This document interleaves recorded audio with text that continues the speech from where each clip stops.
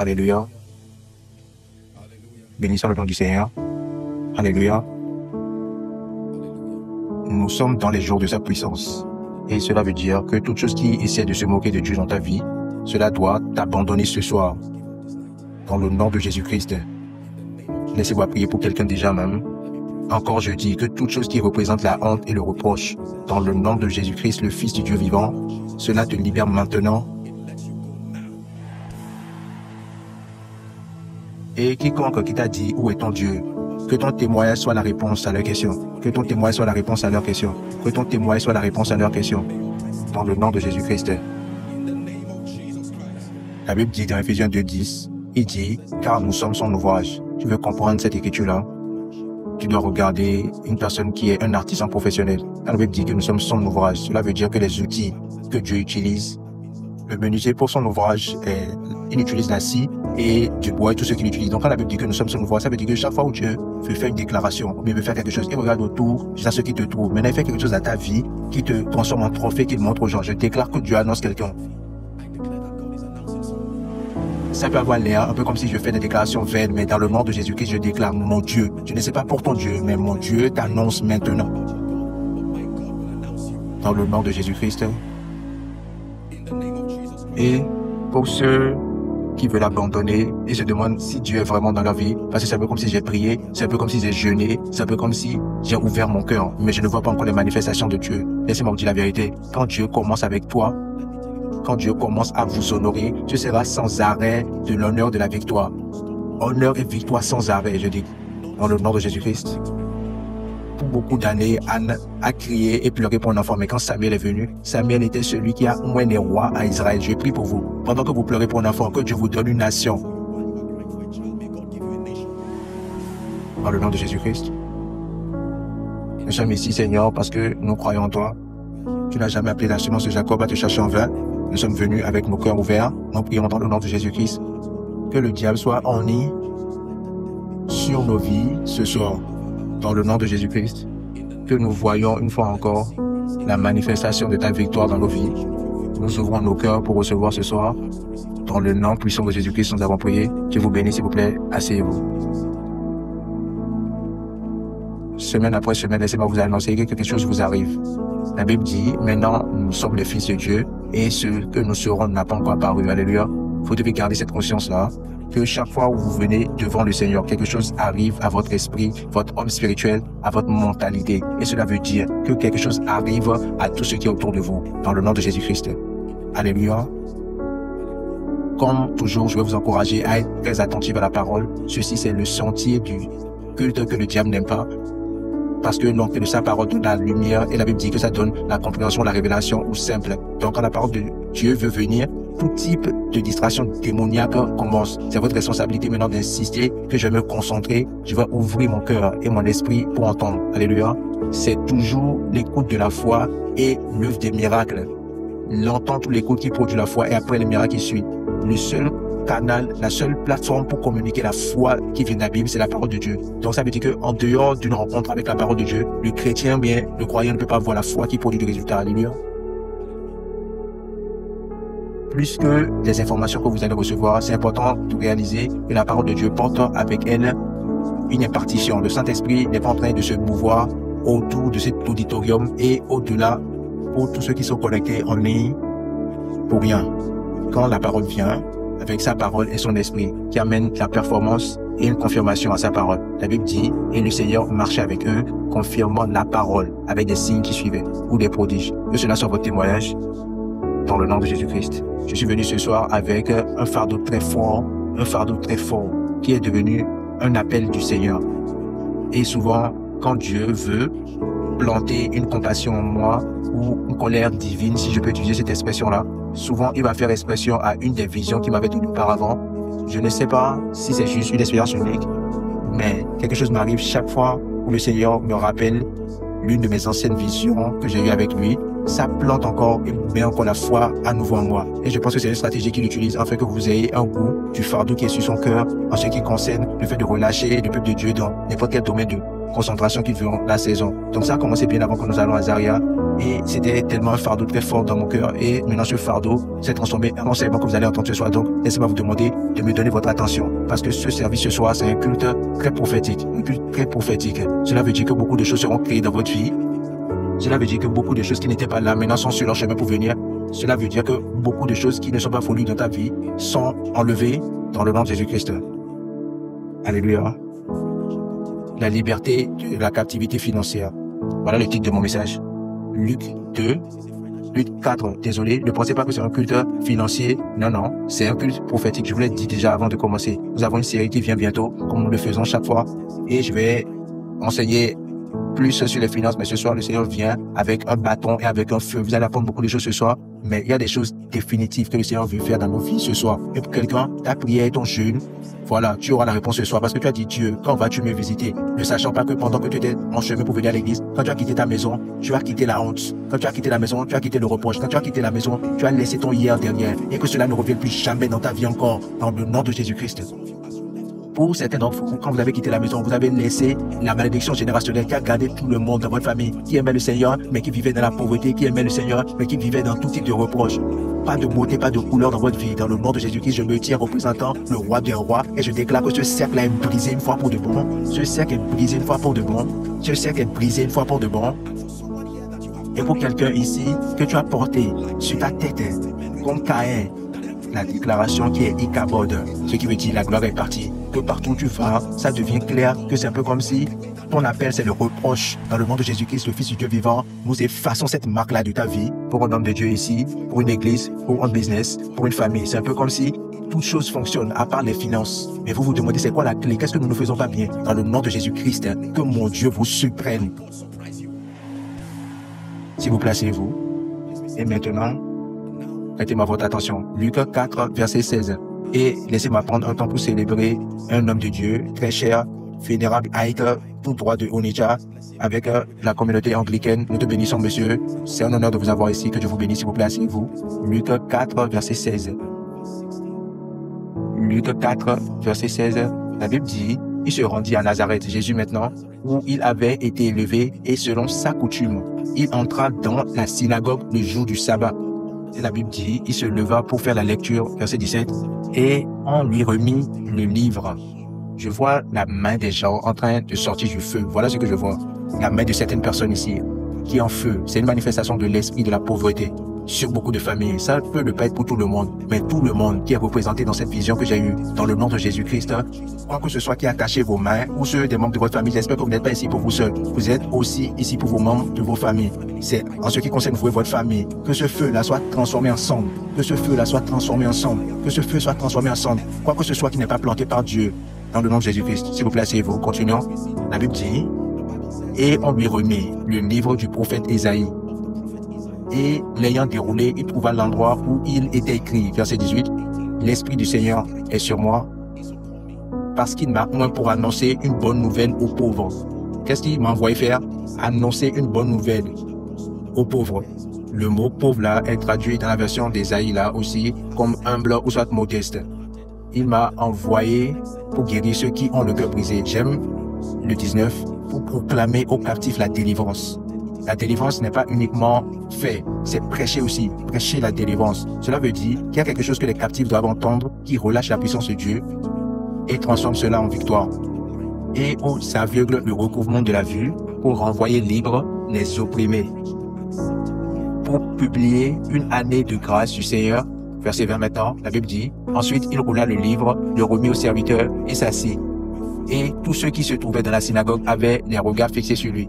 Dans d'autres mots, si tu dis que c'est la raison pour laquelle tu es ici, alors nous te regardons, nous te prêtons notre attention. Le verset 21 maintenant dit, alors il commença à leur dire, aujourd'hui, quelqu'un prophétisé, ce jour, ce ne sera pas la semaine prochaine, pas demain, il a dit aujourd'hui, cette parole de l'écriture. Maintenant vous voyez, il a dit beaucoup de choses là, mais c'est le devoir de votre foi de choisir ce qui doit être manifesté dans votre vie. Il dit aujourd'hui cette parole de l'écriture, peu importe ce que cette parole de l'écriture veut dire pour vous.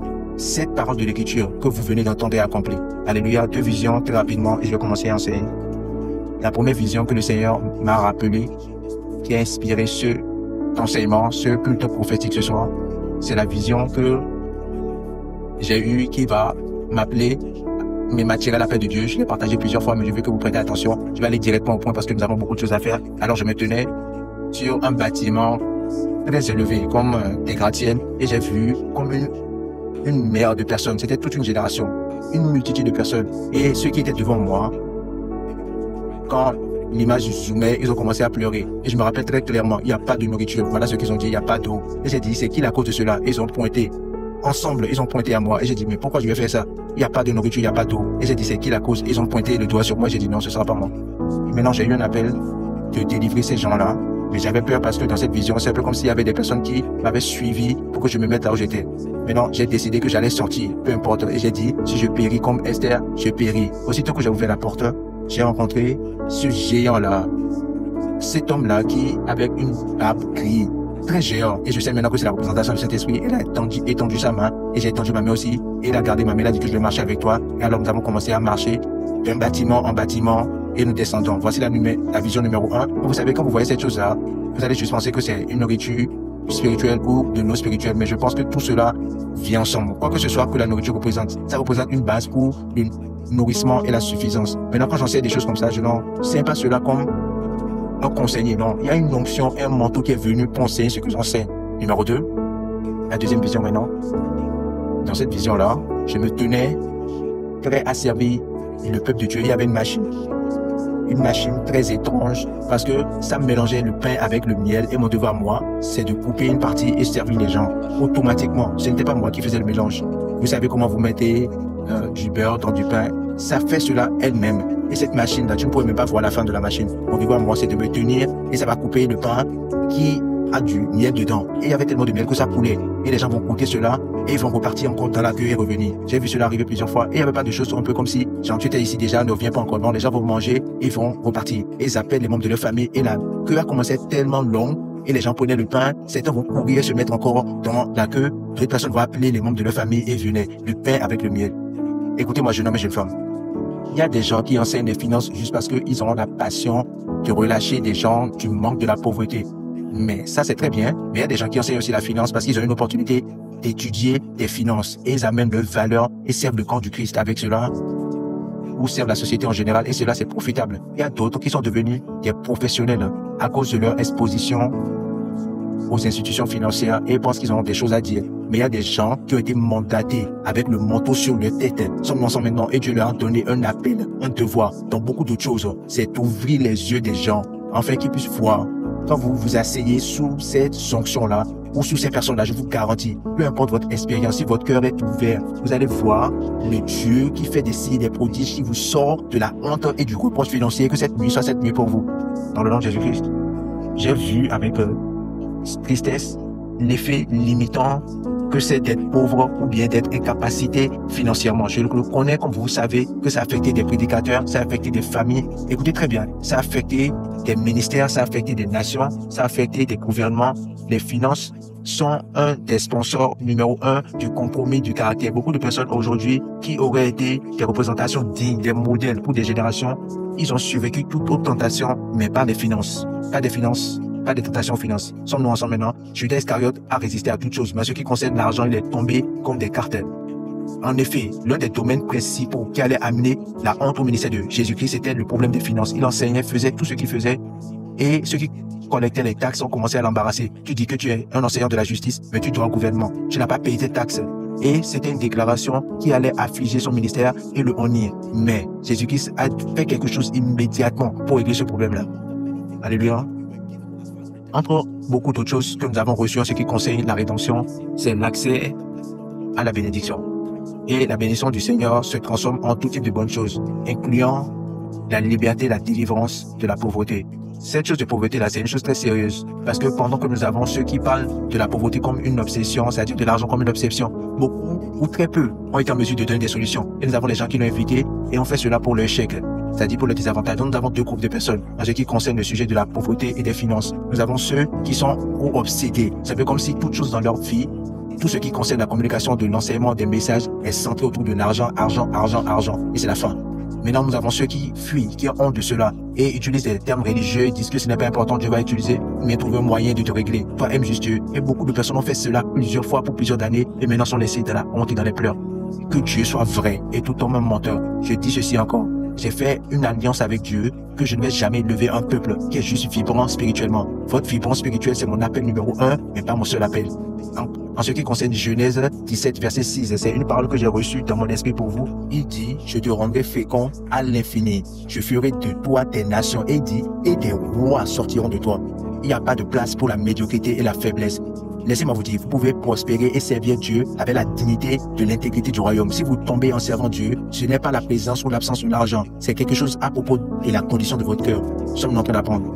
Maintenant, commençons très rapidement. C'est un culte prophétique. Nous avons une série propre que je vais commencer et nous aurons le temps. C'est une série de 3 parties. Nous allons parler largement des finances. Mais ce soir, je veux juste nous ouvrir à quelques petites choses et répondre à ce fardeau-là que Dieu a mis dans mon cœur. Définition, c'est un truc. Parce que vous serez surpris combien de chrétiens sont en train d'échouer financièrement tout juste parce que ils ne comprennent pas ce dont il s'agit. La moyenne du chrétien n'a pas prêté attention à ce sujet-là, sommes ensemble. Je vais définir 5 terminologies très rapidement. Et s'il vous plaît, je veux que vous écrivez dans votre cœur à la fois et sur vos notes. Numéro 1, définition de la prospérité. Quoi exactement est la prospérité? C'est un mot qui a l'air de porter des fardeaux dans le corps du Christ pour plusieurs. Une fois qu'ils entendent le mot prospérité, ils disent ne m'associe pas à ce mot. Et pour d'autres personnes, c'est un peu comme si c'est la seule chose qu'ils voient dans la Bible, la prospérité. C'est quoi concrètement qu'est la prospérité? Le mot prospérer veut dire réussir, tout simplement. Dans son expression basique, le mot prospérer veut dire réussir. Le mot prospérer veut dire exceller. Donc la prospérité, dans sa définition pure, n'a rien à faire avec l'argent. Alléluia. Quand j'enseignais sur la puissance de s'enrichir, vous pouvez chercher l'enseignement et l'écouter. Je vous enseigne, si vous vous rappelez, que dans le royaume, il y a 5 niveaux de prospérité, sommes ensemble. Et quand le croyant approche le sujet de la prospérité, ne l'approchez pas comme quelqu'un qui est un incroyant.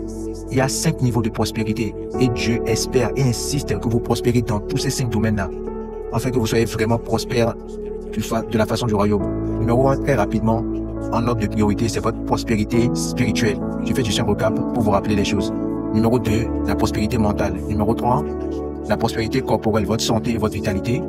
Numéro 4, la prospérité financière. Maintenant, vos finances, les ressources financières. Et numéro 5, maintenant, vos prospérités relationnelles. Ce sont les 5 domaines que le croyant doit prospérer dans ces domaines. Si tu ne prospères pas dans ces 5 domaines-là, basé sur la définition du royaume de la prospérité, vous n'êtes pas prospère. Laissez-moi répéter encore. La prospérité spirituelle, la santé de votre homme spirituel, votre passion et votre désir vertueux, la santé de votre vie spirituelle, de votre vie d'études, de votre vie de prière. Numéro 2, la prospérité mentale.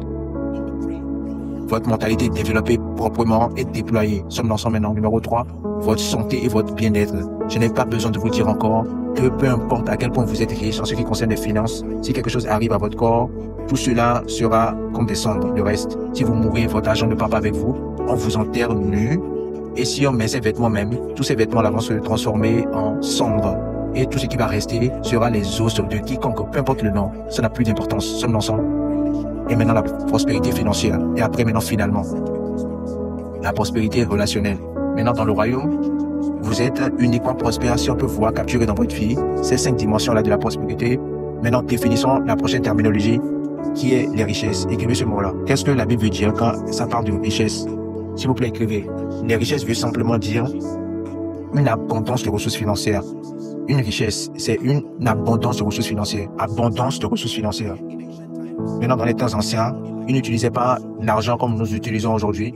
Mais peu importe ce qui représentait l'argent pour eux dans ces jours-là, si tu avais abondance de cela, on croyait que tu étais une personne riche. Que ce soit des animaux, que ce soit l'or, peu importe ce que c'était. Maintenant, dans notre monde aujourd'hui, cela défini comme ressources financières abondantes. Numéro 3 maintenant, la fortune. C'est une définition très clé. Il y a une très grande différence entre la fortune et la richesse.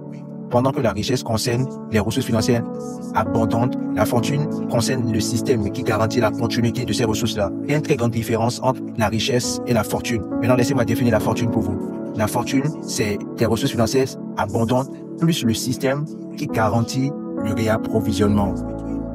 La différence entre une personne riche et une personne fortunée, c'est qu'une personne a des ressources financières abondantes qui peuvent venir de n'importe quelle façon. Même l'héritage. Mais une personne fortunée, c'est une personne qui a des ressources financières abondantes et qui a en place des systèmes qui s'assurent du réapprovisionnement de ces ressources financières-là. Donc, pour une personne fortunée, il y a une façon de répliquer la richesse ou la fortune. Donc, quand vous dites que vous êtes riche, c'est peut-être par héritage ou par n'importe quel moyen divin, bien sûr, nous parlons en tant que croyant. En tant que croyant. tu as accès, même si c'est pour un temps court, à des ressources financières. Maintenant, quand nous parlons d'une personne fortunée, n'oubliez pas, vous avez l'abondance de ressources financières avec un système ou des systèmes qui sont mis en place pour le réapprovisionnement. Donc, vous pouvez voir par cette définition qu'il y a beaucoup de personnes qui sont riches, mais très peu de personnes sont fortunés. Cela explique le succès ballon où les gens sont élevés aujourd'hui et en bas demain, parce que beaucoup de fois dans notre monde, nous interprétons la fortune à tort une fois que tu as des ressources financières abondantes. Que cela soit venu par la corruption, mais par le vol ou par les fraudes, nous pensons juste que vous êtes riche ou fortuné. La fortune concerne une ressource financière abondante avec des systèmes qui garantissent la continuité ou le réapprovisionnement. La définition qui suit après la pauvreté. Je sais que vous ne voulez pas écrire cela, mais écrivez-le. C'est quelqu'un en train de dire que Dieu le permette. Ce n'est pas avec ma main que je vais écrire cela. Nous sommes en train de définir la pauvreté. Quoi concrètement est la pauvreté? Êtes-vous prêts? La pauvreté réfère à l'absence de ressources financières, et l'absence de la connaissance et de l'intelligence qui garantit la productivité. L'absence de ressources financières, numéro 1, et après l'absence de la connaissance et de l'intelligence qui garantit la productivité. Voilà la définition de la pauvreté.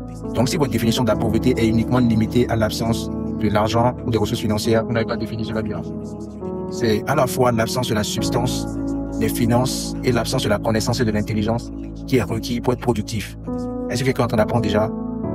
Une dernière fois, que la pauvreté réfère à l'absence de ressources financières et l'absence de la connaissance et de l'intelligence qui garantit la productivité. Définissons maintenant le manque. Vous serez surpris qu'il y a une différence entre le manque et la pauvreté.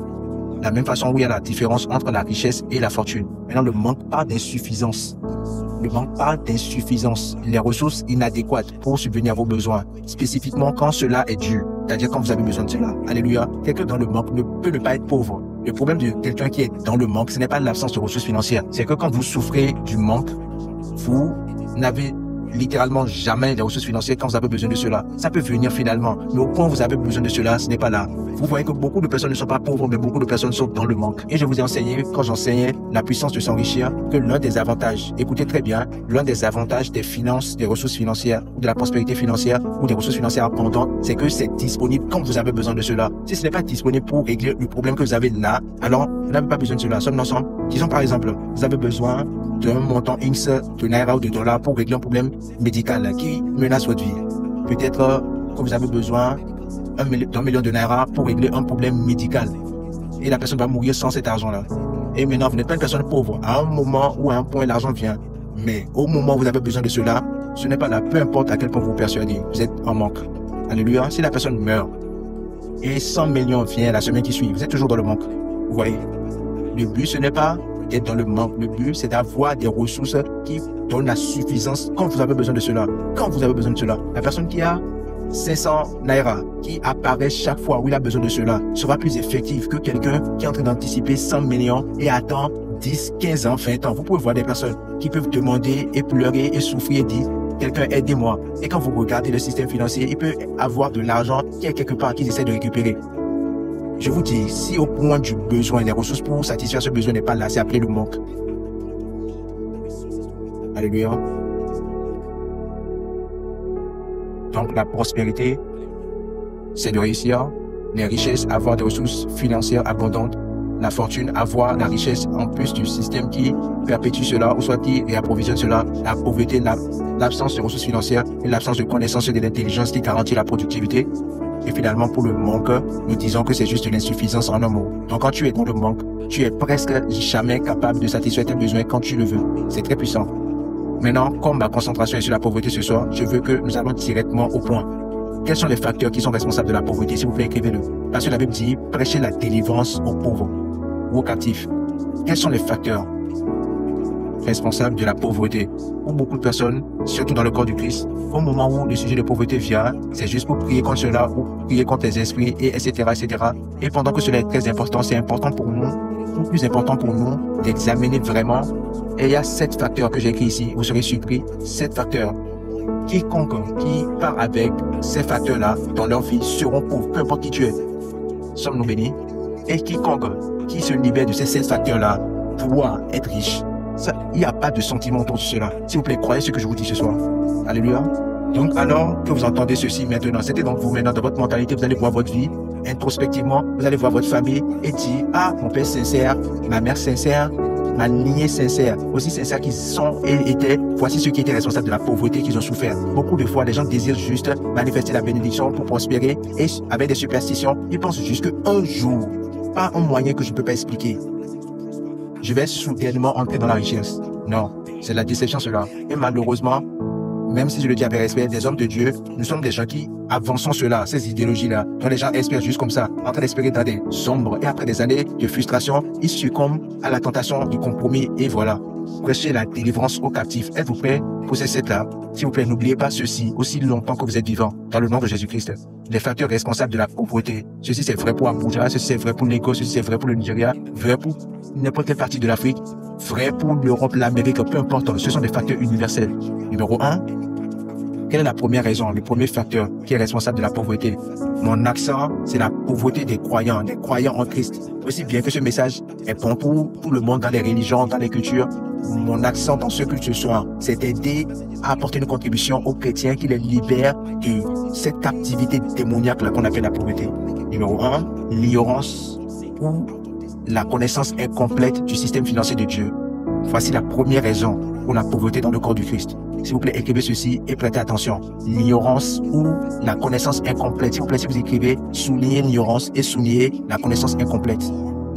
L'ignorance ou la connaissance incomplète du système financier de Dieu. L'ignorance ou la connaissance incomplète du système financier de Dieu. Ceci, c'est la première raison pour laquelle les chrétiens, malgré qu'ils sont venus en Christ et ne sont pas en mesure de manifester la bénédiction du royaume que nous disons que nous avons. J'ai prêché encore et encore contre l'ignorance, que l'ignorance, c'est dangereux. Et en ce qui me concerne, c'est également dangereux la connaissance qui n'est pas entière. Quand les gens ont une connaissance qui n'est pas totale, l'équation ne sera jamais finale. Parce que la connaissance incomplète, c'est le sponsor du déséquilibre. Quand votre connaissance n'est pas entière en touchant un sujet, vous allez voir que vous faites le meilleur que vous connaissez avec ce que vous connaissez. Mais ce que vous connaissez n'est pas assez pour donner le résultat que vous cherchez. L'ignorance et la connaissance incomplète. Je vous donne un exemple. Quand vous regardez le chrétien moyen dans le corps du Christ et vous lui demandez qu'est-ce qu'il faut pour être béni, pour quelqu'un il va dire l'onction. Pour une autre personne il va dire la semence. Pour une autre personne il va dire la dîme. Quelqu'un d'autre va dire oublie la dîme. C'est une anarque. Quelqu'un d'autre va dire travail dur. C'est la clé. Alléluia. Pour quelqu'un d'autre va dire fais des affaires. Quelqu'un d'autre va dire va rencontrer un conseiller financier. Toutes ces choses-là ont l'air d'être des morceaux de la vérité. Mais avoir un morceau de la vérité peut ne pas être suffisant pour produire le résultat que tu recherches. Donc l'ignorance ou la connaissance incomplète. Demandez à un homme de Dieu avec respect. Monsieur, comment tu trouves l'argent pour le ministère? Vous allez entendre tout type de choses. Le bon, le mauvais et ce qui est moche. Sincèrement, viens demander au membre de te donner de l'argent. Quelqu'un d'autre va dire amène quelqu'un qui va t'aider à lever les fonds. Quelqu'un d'autre va dire identifie les hommes riches et fatigue-les pour acheter tes écritures. Pleure en prêchant, en disant voici ce qu'il dit le Seigneur à travers la prospérité, etc., etc. Et maintenant, à ceux qui sont très extrêmes, la manipulation, la sorcellerie, tout type de choses. Maintenant, demandez aux chrétiens moyens au Nigeria, c'est quoi la façon la plus facile de trouver l'argent? Les rituels financiers. Ils vont vous répondre à quel point ils sont stupides, ils vont vous dire immédiatement et dire si tout échoue, trouve un enfant, un être humain, soit un mouton et va quelque part dans un village où on peut conjurer des trucs pour toi, les rituels d'argent. Et si vous pensez que ce message-là n'est pas important, attendez jusqu'à ce que les portes de la pauvreté pressent sur vous. Vous serez compromis et vous serez surpris de cela. C'est vrai pour les croyants, c'est vrai pour les parents, pour les prédicateurs, c'est vrai pour les familles, c'est vrai pour des leaders, pour des organisations, spécifiquement les églises. Depuis Covid, à cause de ce qu'il y a eu, globalement, il y a eu un déclin. Et je vous soumets que beaucoup d'églises, beaucoup d'individus, beaucoup d'organisations sont allés à travers des saisons de difficultés financières. Et pour beaucoup d'entre eux, ils n'ont pas été recouverts jusqu'à présent. L'ignorance ou la connaissance incomplète du système financier de Dieu. Il y a deux raisons pour lesquelles Jésus-Christ a pleuré dans la Bible. Le premier est trouvé dans Jean 11:35. Quand il se tenait à la tombe de Lazare, la Bible dit que Jésus-Christ a pleuré. Et le verset qui suit va dire que quand ils l'ont vu pleurer, ils ont dit oh qu'il aimait. Donc il a pleuré à cause de sa compassion pour Jean. La deuxième raison pour laquelle Jésus-Christ a pleuré dans la Bible est trouvée dans Luc 19. De 41 à 42, il a pleuré à cause de l'ignorance des gens. La Bible dit, quand il venait proche, il a regardé la ville et il a pleuré sur la ville. En disant, verset 42, si toi aussi, au moins en ce jour qui t'est donné, tu connaissais les choses qui appartiennent à ta paix, mais maintenant elles sont cachées à tes yeux. Donc Jésus-Christ a pleuré quand il a vu les gens comme des brebis sans berger. Il a su que ces personnes vont demeurer dans les ténèbres. L'ignorance et la connaissance qui n'est pas complète du système financier de Dieu. Sommes-nous prêts pour le deuxième? Numéro 2. La deuxième raison pour laquelle les hommes, et spécifiquement les croyants, sont dans des captivités financières. J'ai écrit ici l'absence de valeur qui est nécessaire et utile. Écrivez cela. L'absence de valeur qui est nécessaire et utile. Pas juste l'absence de valeur. L'absence de valeur qui est nécessaire et utile. Il y a une déclaration pour la valeur dans le corps de Christ, cela c'est bien. Mais si vous ne comprenez pas entièrement que la valeur que vous donnez doit être nécessaire et utile, si la valeur n'est pas nécessaire et utile, généralement vous serez toujours pauvre, malgré que vous avez de la valeur. Donc le narratif avant cela, c'est qu'une fois que tu es une personne de valeur, il y a une garantie que tu vas prospérer. Je vous soumets par la sagesse, l'honnêteté et la parole que cela n'est pas précis. Il y a beaucoup de personnes qui sont des personnes de valeur, qui sont pauvres et malheureusement vont demeurer comme ça. Vous savez pourquoi? Parce que le monde autour d'eux n'a pas besoin de la valeur qu'ils donnent. La valeur doit coïncider avec la loi de l'échange, afin qu'il y ait une récompense. Cela veut dire, peu importe ce que tu portes, si je n'ai pas besoin de ce que tu portes, par exemple, si tu viens à moi et tu dis apôtre, je vais te vendre des céréales de bébé, c'est quelque chose de valeur, mais c'est pas une chose de valeur pour moi. Maintenant, si je suis votre seul client, soyez prêt à être pauvre. Vous comprenez ce que je dis maintenant? Maintenant, cela ne veut pas dire que ce produit de bébé là est négatif, simplement parce que tu es entouré par un individu qui n'a pas besoin de ce que tu vends. Donc il y a beaucoup de personnes qui croient juste que je suis une personne de valeur. Malheureusement, la région, le clientèle n'a pas besoin de la valeur qu'il donne. Si tu es un professionnel des anciennes machines à écrire, les gens sont excellents que maintenant, tu t'en veux la pauvreté. Si c'est la seule valeur que tu as offert. Pourquoi? Parce que le temps a changé et a bougé les gens et ont ramené ta valeur à une valeur dont les gens n'ont plus besoin. Alléluia. Si ta seule valeur, c'est d'enseigner aux gens les appréciations basiques de l'ordinateur, les chances sont que, voilà quoi, tu seras pauvre parce que les gens, même dans le village maintenant, avec des Android, ont appris ce que les gens couraient dans les centres pour apprendre maintenant. Est-ce que c'est vrai? La deuxième raison pour laquelle les saints sont pauvres, que c'est en apportant la valeur sur la table, je me concentre sur le point 2. Ils ne prêtent pas attention sur ceux qui sont autour d'eux. Donc, il n'y a pas d'analyse intelligente de problème. Ils viennent juste avec n'importe quelle valeur et espèrent que les gens, s'ils ont besoin de cela ou pas, vont les supporter. Sommes-nous ensemble? Cela veut dire que si ta valeur n'est pas en train de régler un problème direct qui résout les problèmes de votre civilisation, vous serez pauvre. C'est aussi simple que cela. Numéro 3, est-ce que quelqu'un est en train d'apprendre? La troisième raison pour laquelle le peuple de Dieu spécifiquement est dans la captivité financière, c'est le manque de productivité et d'excellence. Écrivez cela. Je ne vous ai pas donné des écritures pour le numéro 2. Écrivez cela très rapidement. Matthieu 25, du verset 24 au verset 27. C'est la référence. Vous vous rappelez des 3 personnes qui ont reçu les talents. Il a donné à un 5, il a donné à un et à l'autre 2. Et l'autre est appelé un serviteur méchant et paresseux. Alléluia. Donc, numéro 3, le manque de productivité et d'excellence. Ceci, c'est un sujet très important parce que ceci affecte même les gens qui ont une bonne valeur, dont les gens ont besoin. Le manque de productivité. Vous savez ce que c'est que la productivité? Regardez-moi, laissez-moi vous définir. Basiquement, ce que c'est que la productivité. La productivité, c'est l'habilité à transformer vos valeurs en des produits et des services. Sommes ensemble qui sont emballés et servis à un consommateur spécifique et précis avec excellence. C'est ça la productivité. Vous n'êtes pas productif si vous êtes une personne de valeur. Vous n'êtes pas productif si vous avez raffiné votre valeur. Ça, c'est que votre valeur est emballée en des produits et des services. Ils sont servis avec excellence à un consommateur ou à un client identifié précis.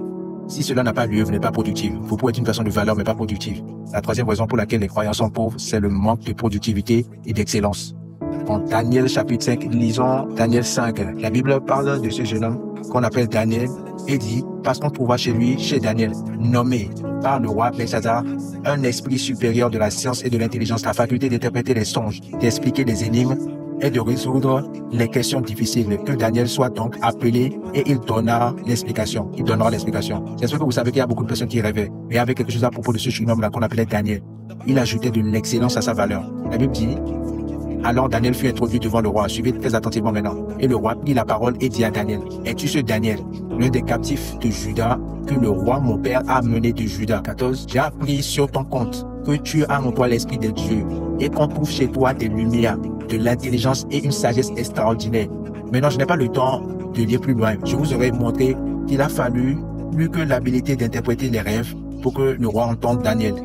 son calme, son protocole de compréhension. Il était tranquille, il a permis au roi de parler. Et quand c'était le moment, il a dit au roi, je te respecte, mais garde tes cadeaux. Il a dit au roi, ma valeur est plus grande que tes dons. Ne m'appâte pas avec tes dons. Garde cela, mais je vais t'interpréter cela. Je suis plus concerné par les problèmes que l'argent. Et la récompense qu'il a eue après, c'était plus grand que ce que le roi voulait lui donner. Donc, s'il avait pris cela, c'est ce que beaucoup de personnes vont le faire. Donc, il faut plus qu'être une personne de valeur. Tu dois être excellent. Et l'excellence va te demander à rejeter certaines récompenses temporaires et avoir des récompenses plus supérieures après et plus nobles. Sommes-nous ensemble?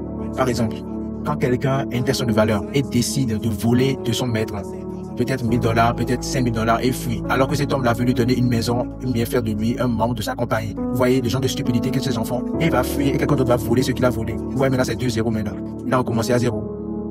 Et ce qui est incroyable, il sera en colère qu'ils ont volé ce qu'il a volé. Le manque de productivité et d'excellence. Je vous soumets que les gens de l'église doivent être mentorés pour comprendre la valeur de l'excellence. Sommes-nous ensemble maintenant?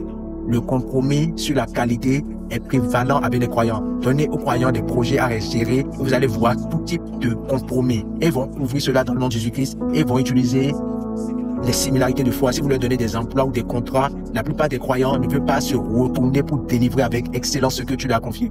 Maintenant, ceux qui sont dans des positions d'autorité et d'influence, qui sont des croyants, traversent tout type de pression. Pourquoi tu ne vas pas donner à ton croyant ce rôle, etc., à ce contrat? Pourquoi ne vas pas tu lui donner ceci? Et à la fin, vous allez voir que c'est le même croyant là qui cause la douleur pour beaucoup de personnes à cause de leur manque d'excellence. J'ai eu ce genre d'expérience moi-même où tu fais confiance à quelqu'un dans le nom de croyant et dis je veux te supporter avec ceci, j'ai ce problème-là pour moi et c'est un désordre total qui te font. Un problème avec une mentalité attitrée. Un peu comme si tu leur devais quelque chose. Et des fois, tu es poussé à gérer avec les incroyants. Parce que la base d'être en relation avec toi, c'est purement contractuel. Et ils savent que s'ils compromettent sur la valeur, ils ont que à attaquer. Donc, ils vont donner le plus grand niveau d'excellence là pour le service. Est-ce que quelqu'un est là? L'absence. Vous voyez les croyants produire quelque chose. Ils ne peuvent pas bien emballer cela. Ils vont l'attacher dans un truc bizarre et écrire Jésus-Christ est dessus. Je ne suis pas en train de dire que cela est négatif et je ne dis pas que la déclaration, mais c'est une moquerie. Le nom que tu mets sur ça ne doit pas porter ce genre de paquet là. Et des fois, ça ne coûte rien. C'est juste l'ignorance. Parce que la plupart du temps, nous sommes très fiers, nous ne voulons pas nous demander et pousser à aller demander aux gens comment je peux faire ceci. Nous tombons dans le piège que j'ai le Saint-Esprit. Les incroyants n'ont pas le Saint-Esprit. Mais ils ont une mentalité qui fonctionne. Mais quand c'était pour le temps pour Moïse avoir la connaissance, Dieu l'a envoyé en Égypte. Malgré que Moïse avait une alliance avec Dieu. En ce qui concerne la puissance, les résultats et l'onction, il n'avait pas besoin de l'Égypte. En ce qui concerne la sagesse pour comprendre le cosmos, le monde, la même chose est arrivée à Joseph. Est-ce que vous voyez que quand Dieu veut donner à son peuple la révélation, bien une illumination du monde séculaire, il les envoie toujours en Égypte? Êtes-vous en train d'apprendre? Beaucoup de croyants ne sont pas excellents. Quelqu'un, par exemple, aura une boutique et va s'asseoir en train de dire, dans le nom de Jésus-Christ, je serai la boutique numéro 1. Il se réveille à 10 heures. Et quelqu'un sera très gentil pour te dire, notre groupe de rencontre a besoin de 30 canettes de maths. Et tu dis, je suis fatigué, tu te tires comme si tu es enceinte, comme un homme, et maintenant tu te dis que je n'ai pas de monnaie, reviens après. Et à 17 heures, tu te changes et tu dis que je vais à l'église. C'est une raison stupide, une raison très bête. Tu ne peux pas engager quelqu'un parce que tu veux le profit pour toi seul. Et il y a quelqu'un ailleurs qui a designé un système qui est disponible 24/24.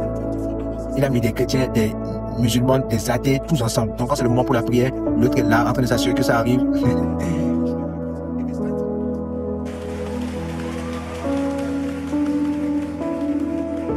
Dites la productivité, criez l'excellence. Nous sommes des chrétiens, des fois, qui ont des mentalités très basiques, très faibles. Et nous pensons des fois que ce n'est pas important. Et nous nous comparons de nos passés qui sont basiques. Et vous pensez que vous faites des progrès. Maintenant, je vais aller dans le business des poissons, etc., la pisciculture. Et tu gardes ces poissons-là juste dans des seaux. Et tu veux que les gens viennent. Est-ce que des rois viendront là? Est-ce que moi, je viendrai devant un seau et te dire que je vais acheter du poisson? Sommes-nous en train d'apprendre? Numéro 4.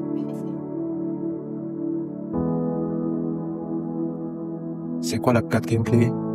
L'absence de relations stratégiques. S'il vous plaît, mettez une astérisque sur cela. C'est la raison majeure de la pauvreté de plusieurs. Je vous soumets cela. Si je devais dessiner un graphique circulaire et représenter tous ces points, ceci va prendre plus de 55%. Ceci, la raison pour laquelle les gens sont pauvres. Écoutez-moi, il y a 3 choses que si vous n'avez pas, vous allez demeurer perpétuellement pauvre. Numéro 1, de la valeur. Si vous n'avez pas de la valeur à offrir, ayez des relations. Si vous n'avez pas des relations, ayez du caractère, le caractère de Christ. Si vous n'avez pas ces 3 choses-là, vous avez signé un contrat avec la pauvreté à jamais. Oui, monsieur. Si vous manquez de valeur, vous manquez de relations stratégiques, vous manquez de caractère.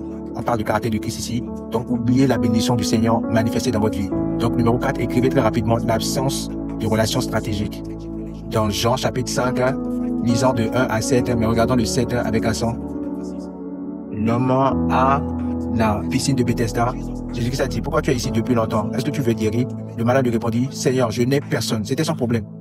Je n'ai pas de force. Au moins, parmi toutes les personnes importantes ici, je suis mieux que certains. Mais l'homme qui va me donner le levier et son un jour est devenu 38 ans de stagnation. Vous imaginez? Parce qu'il n'avait aucun homme pour l'aider. Il n'a pas dit, je n'ai aucune compétence. Il n'a pas dit, je n'ai aucune force. Il était mieux que quelqu'un d'autre là. Vous savez ce que ça veut dire qu'un jour devient 38 ans et la simple raison, c'est que je n'ai personne. C'est la réponse qu'il a donnée à Jésus-Christ. Je n'ai personne. Il avait un paralytique qui avait des relations. Ils sont venus à la croisade de Jésus-Christ, insistant que cet homme-là soit guéri. Et quand ils ont vu qu'il y avait une foule, ils ont dit, on ne repart pas avec notre ami là. Il peut ne pas avoir la puissance de toucher Jésus-Christ, il peut ne pas avoir l'énergie de crier, aie miséricorde sur moi, mais il avait des relations. Et ils ont déchiré le toit. Après, on va parler avec le propriétaire de cette maison. Mais en ce qui concerne cet homme-là, pas pour notre bien, ils ont déchiré le toit. La Bible dit, et Jésus-Christ a appelé cela la foi. Pas la négligence, pas la méchanceté ou la faiblesse. Il a appelé cela la foi. Cela veut dire que les relations peuvent élever et accroître votre foi. Des relations stratégiques. Je vous soumets, jeune homme et jeune femme, c'est ici que les incroyants littéralement dépassent les croyants. Parce que nous n'avons pas pris la valeur et l'excellence des relations stratégiques. Le chrétien moyen ne va pas prêter attention à investir dans les relations de qualité qui définissent leur destinée. Vous savez pourquoi? Parce que nous croyons que nous sommes immunisés par des facteurs et des systèmes d'avantages comme la faveur, comme le Saint-Esprit. Et des fois, tu nous entends dire avec fierté que je n'ai besoin d'aucun homme. Si tu es en train de dire cela, en train de décrire la puissance souveraine de Dieu, tu as raison. Là. Si tu dis cela en disant que sur la terre, ici, tu n'as besoin de personne, va réfléchir encore. Que Dieu devait envoyer un ange pour discuter avec attention avec une femme, pour mettre à disposition son sein afin que Jésus-Christ vienne.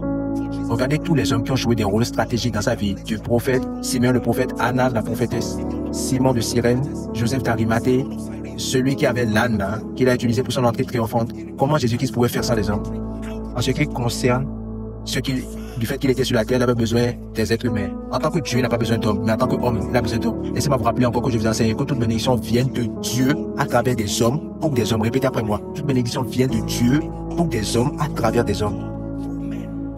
Donc, si Dieu dit oui, et sur la terre, les hommes disent non, votre oui va rester dans le monde de l'esprit, je vous le garantis. Il y a des gens aujourd'hui qui peuvent ne pas avoir assez de valeur. Mais quand vous regardez le niveau de bénédiction financière dans leur vie, ça a l'air injuste. Parce que réaliser qu'ils n'ont pas assez de valeur, ils se tournent vers les relations et maîtrisent l'art de s'attirer des relations stratégiques. Il y a une différence entre des relations parasites et des relations stratégiques. Je parle ici de relations stratégiques. Alléluia. Si quelqu'un vient vous oppresser, vous ne connaissez personne dans la police qui peut vous aider. Si quelqu'un vient, vous ne connaissez personne, c'est négatif, c'est dangereux. Ça peut garder tout type de chrétiens pauvres. Parlons avec respect. Il y a des hommes et des femmes de Dieu aujourd'hui, il y a des hommes d'affaires aujourd'hui. Des choses basiques ne peuvent pas être faites. Tu vas enregistrer une compagnie ou une entreprise et il n'y a aucun avocat qui croit en vous, qui va dire, je crois tellement en toi, amène tout ce qu'il faut. À partir à moi comme récompense. Je ne le veux pas, ne me paye pas, parce que tu n'as pas prêté attention en bâtissant des relations. Les relations ne sont pas des dons, ce sont des investissements. Attendre que les gens t'aiment juste comme ça, c'est une perte de temps. Tu m'as entendu ici dire cela plusieurs fois, les incroyants. Un homme qui est un milliardaire va laisser l'Amérique pour venir au Nigeria, pour venir célébrer l'anniversaire de l'enfant d'un homme riche qui a 2 ans. Le fils qui a 2 ans là est son ami, et tu vois jouer avec l'enfant bébé, comment tu vas? Elle me dit même rien. Et parce qu'il était représenté là, dans cet anniversaire-là, ils vont discuter de quelque chose qui va devenir des millions et des milliards de dollars. Non, que les chrétiens sont là en train de jeûner, en train d'appeler le nom de la personne sur le sol, en train d'écrire cela sur un papier, en disant que c'est que ce n'est pas mon Dieu, tu dois me donner cet emploi. Quelqu'un d'autre qui était là, il est là, représenté. Non, ne criez pas avec bêtises, laissez-moi dire ceci. Faites attention que quand vous m'écoutez, vous vous comportez bien, parce que des fois qu'on est ici, on peut dire des trucs bizarres. C'est une maison de discipline ici, célébrez la parole, mais ne commencez pas à crier, dites-leur, ou vous vous comportez mal, laissez-moi dire ceci. Nous sommes des gens disciplinés dans le nom de Jésus-Christ. Si quelqu'un est en train d'apprendre les relations, j'ai appris et j'ai vu dans ma vie que qui vous déteste n'a pas d'importance. Mais jeune homme et jeune femme, dans ce monde méchant, qui t'aime, c'est important. Hein? C'est important. Esther, tu vas demeurer à Sushan jusqu'à ce que tu aies un oncle qui peut te présenter au roi. Mais si le roi t'aime, tu peux devenir reine immédiatement. Joseph, tu peux demeurer dans la prison. Malgré que tu as l'habilité d'interpréter des rêves. Si le roi ne t'aime pas, tu demeures emprisonné là. Nous vivons dans une génération arrogante qui minimise les hommes. Qu'est-ce qu'il a? J'ai Dieu, je n'ai pas besoin d'hommes. Cela c'est vrai, il y a une place pour cela. Quand tu es en train de décrire la souveraineté de Dieu. Mais quand tu parles des dynamiques du cosmos du monde, s'il vous plaît, n'écoutez pas cet enseignement négatif que tu n'as pas besoin d'hommes. Laissez-moi vous dire, les hommes sont tellement importants. Hein. qu'il y a des gens qui tiennent certaines portes que malgré qu'ils ne sont pas croyants, tu ne peux pas les mettre de côté. Il y a des hommes que tu ne peux pas mettre de côté. Si Dieu veut que tu passes cette porte, il va te donner faveur avec eux. Dans ce qui les concerne, prier pour qu'ils soient enlevés, c'est une perte de temps. Quand les voies d'un homme plaît au Seigneur, est-ce que cela est dans ta Bible? Il fait que même ses ennemis soient en paix avec lui. Il y a certaines personnes que s'ils ne sont pas en paix avec toi, tu vas aller au paradis, mais tu vas souffrir sur cette terre-là. C'est la vérité. Ceci, c'est ce que certains de nos proches ne savaient pas. C'est ce que certaines de nos personnes, de grandes personnes, quand je vous parle maintenant, certains d'entre vous sont venus de familles qui étaient affligées par la pauvreté. Je vous montre que ce sont les règles qu'ils ont brisées. Quand d'autres personnes bâtissaient des relations, ils étaient là en train de parler bas des gens et en train d'ignorer les gens. Et ils disent, comment ce jeune homme-là qui est petit là peut être riche? Alors que tu devais être proche de lui, enfin qui t'aide. Maintenant, ce petit garçon-là, c'est celui qui peut payer pour tes médicaments. Et malheureusement, toute personne qui agit autour de toi n'a pas d'argent. Qu'est-ce que tu fais maintenant? Parlons avec respect. Il y a des hommes et des femmes de Dieu qui ont insulté des membres et ont crié sur des gens. Si tu es riche, prends ton argent et pars. Et on les a insultés. Alors qu'il y a un projet de construction qui vient et il y a tout type de choses qui viennent. Maintenant, quand c'est le moment maintenant, tu dis que si tu as de l'argent dans cette église et tu ne donnes pas, les gens disent non, non, non, tu nous as insultés. Tu m'as insulté et insulté tout ce que j'ai. Alors quand je pars avec tout ce que je veux, tout ce que j'ai. Les relations. Vous venez à l'église, vous ignorez la personne qui est assise à votre gauche et à votre droite. On dit tournez vers vos voisins, tu mines tout simplement parce que tu ne sais pas que cette personne peut-être est la réponse à ta prière de demain, pas même aujourd'hui. Laissez-moi vous dire la vérité, regardez-moi. Nous vivons dans un monde où nous aimons l'amour. Quand tu vois quelqu'un t'asseoir à côté de toi et il n'y a rien de négatif, tout le monde a la façon dont il voit la vie. Mais les plus grands dons, les plus grands aides viendront dans une forme où tu auras besoin de ton homme spirituel pour les discerner. Ils ne sont pas aussi présentables que tu penses. Quelqu'un peut être assis à côté de toi, il peut ne pas avoir l'argent, mais c'est celui qui travaille pour celui que tu cherches. Et laissez-moi vous dire, les Nigériens, nous savons ceci. La personne qui est une aide d'une personne riche est dans une position d'honneur et plus d'opportunité que même le directeur de la compagnie que la personne là dirige. Parce que c'est lui là qui va lui donner du thé, qui va lui donner du pain. Et il peut te dire ton problème à la personne rapidement. Malgré que quelqu'un dit, écris ici et jette cela. Et tu pries même que le vent négatif ne pousse pas cela dans la poubelle. Aussi drôle que ce que je suis en train de dire, il y a beaucoup d'entre nous ici maintenant, la réponse à votre prière, c'est ce que vous entendez. Vous avez ignoré beaucoup de personnes. Personne n'est digne de votre engagement. Nous avons ce genre-là de suffisance en nous-mêmes que peu importe, je suis en train de faire une erreur. Une très grande erreur. Je ne suis pas en train d'enseigner l'adoration de l'être humain. Ne vous trompez pas. Il y a des gens à cause de l'abondance et de la façon dont ils ont souffert, ils veulent transformer les gens en esclavage. Non, c'est pas ce que j'en sais. Mais je vous dis, en élevant les hommes, même financièrement, les hommes ont un rôle à jouer dedans. Je vous enseigne cette question-là plusieurs fois. Laissez-moi vous le demander encore. Pensez, ne parlez pas. Est-ce qu'il y a quelqu'un dans votre vie, là, maintenant, tout de suite, que vous pouvez appeler pour aide et la personne va vous aider en pensant, sans penser deux fois? Réfléchissez à cela. Est-ce qu'il y a quelqu'un, là, maintenant, quand vous me regardez?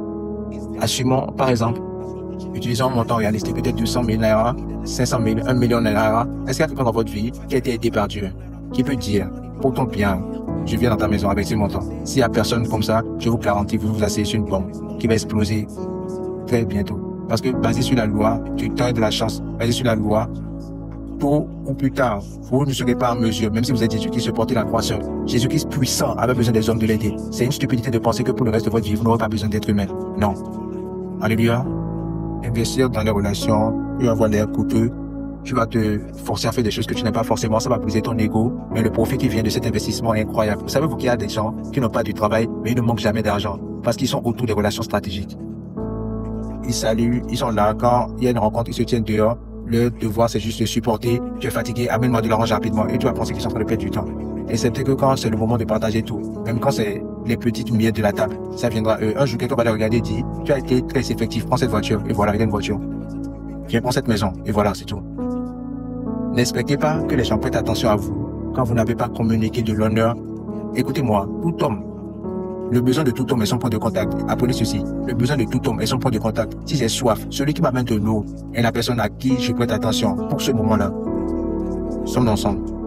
Beaucoup de croyants n'investissent pas dans les relations stratégiques et maintenant ils veulent des retours astronomiques pour rien, c'est de la fraude. Nous sommes ensemble. Cela veut dire que Dieu aime tout le monde. Mais tu n'investis pas dans ta relation avec Dieu. Je suis en train d'utiliser Dieu comme c'est universel. Tu n'investis pas dans ta relation, dans l'adoration, dans la prière, dans l'étude de la parole. Et maintenant, soudainement, tu vas avoir les mêmes opportunités ministérielles, les mêmes accès aux grands. Ça ne fonctionne pas comme ça, je te dis. Le temps est la semence pour l'intimité. Quand tu sèmes le temps, tu as en retour une récolte d'intimité. C'est uniquement une personne stupide qui va mener tout le monde dans sa chambre principale intime, dans sa maison. Et regardez maintenant, dans beaucoup de maisons, vous avez la véranda dehors, vous avez le salon, peut-être différents salons, vous avez des chambres maintenant. Il y a des gens que quand ils viennent, ils vont rester dehors. Tu ne les détestes pas, mais c'est le niveau de la relation. Ils n'ont pas fait le genre d'investissement. Tu les suspectes que ça sera un risque de les exposer à ta chambre. Il y a deux personnes qui viennent et tu peux les laisser là.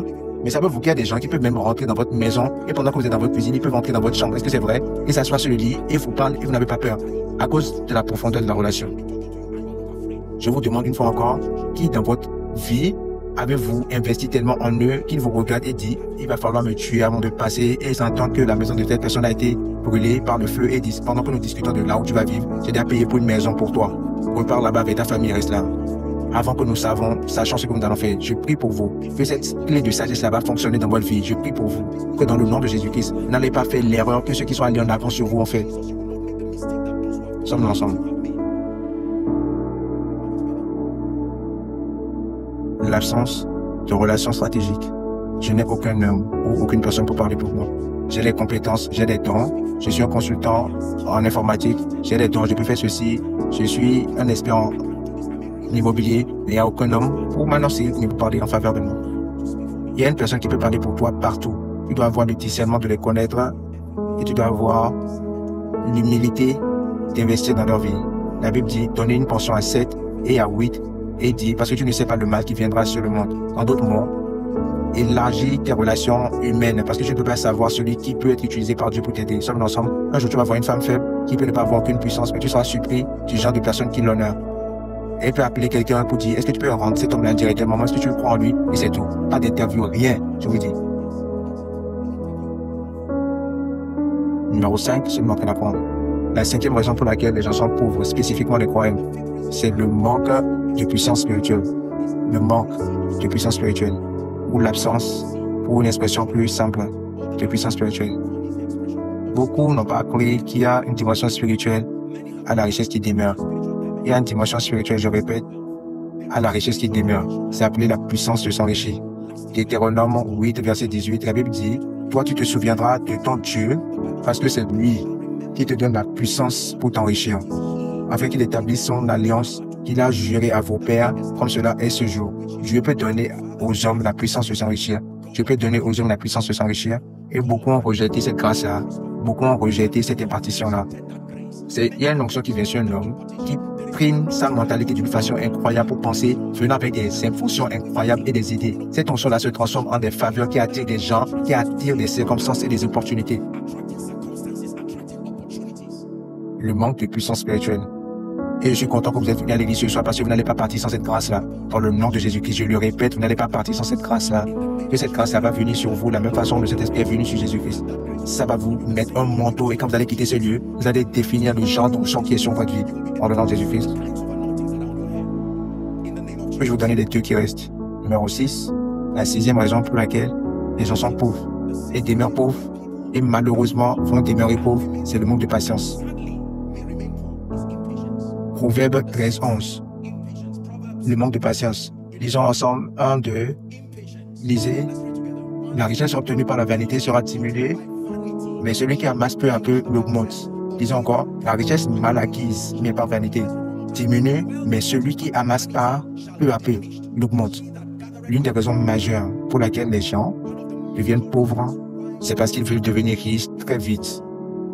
Dieu donne l'accélération divine, mais il ne pousse pas les hommes au-delà de leur niveau. Il y a une différence entre l'accélération divine et la manifestation prématurée. La différence, c'est que la même différence entre jeter quelque chose en l'air et permettre à cette chose-là de grandir. Quand tu jettes une plante en haut, imaginez que je garde cette fleur maintenant ou une plante et je le jette en haut parce que je veux que ça soit très lent, très rapidement. Et ça va descendre absolument. Mais si je l'arrose et je lui permets de grandir, cette croissance là-bas sera maintenue.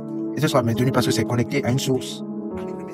Il y a beaucoup de personnes qui veulent devenir riches juste par nuit. Et ne détrompez-vous, Dieu peut bénir quelqu'un et transformer votre nuit en réjouissance en une nuit. Après vous avoir enseigné pendant une période, c'est la manifestation qui vient en une fois rapide. Écoutez-moi, quand vous avez entendu quelqu'un vous dire que j'ai été béni en une nuit, regardez le processus d'enseignement.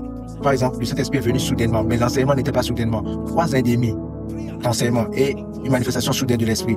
Donc tu trouves quelqu'un dans l'école de la richesse, de la fortune, dans l'école de l'Esprit, dans l'école de la prospérité du royaume, pendant longtemps.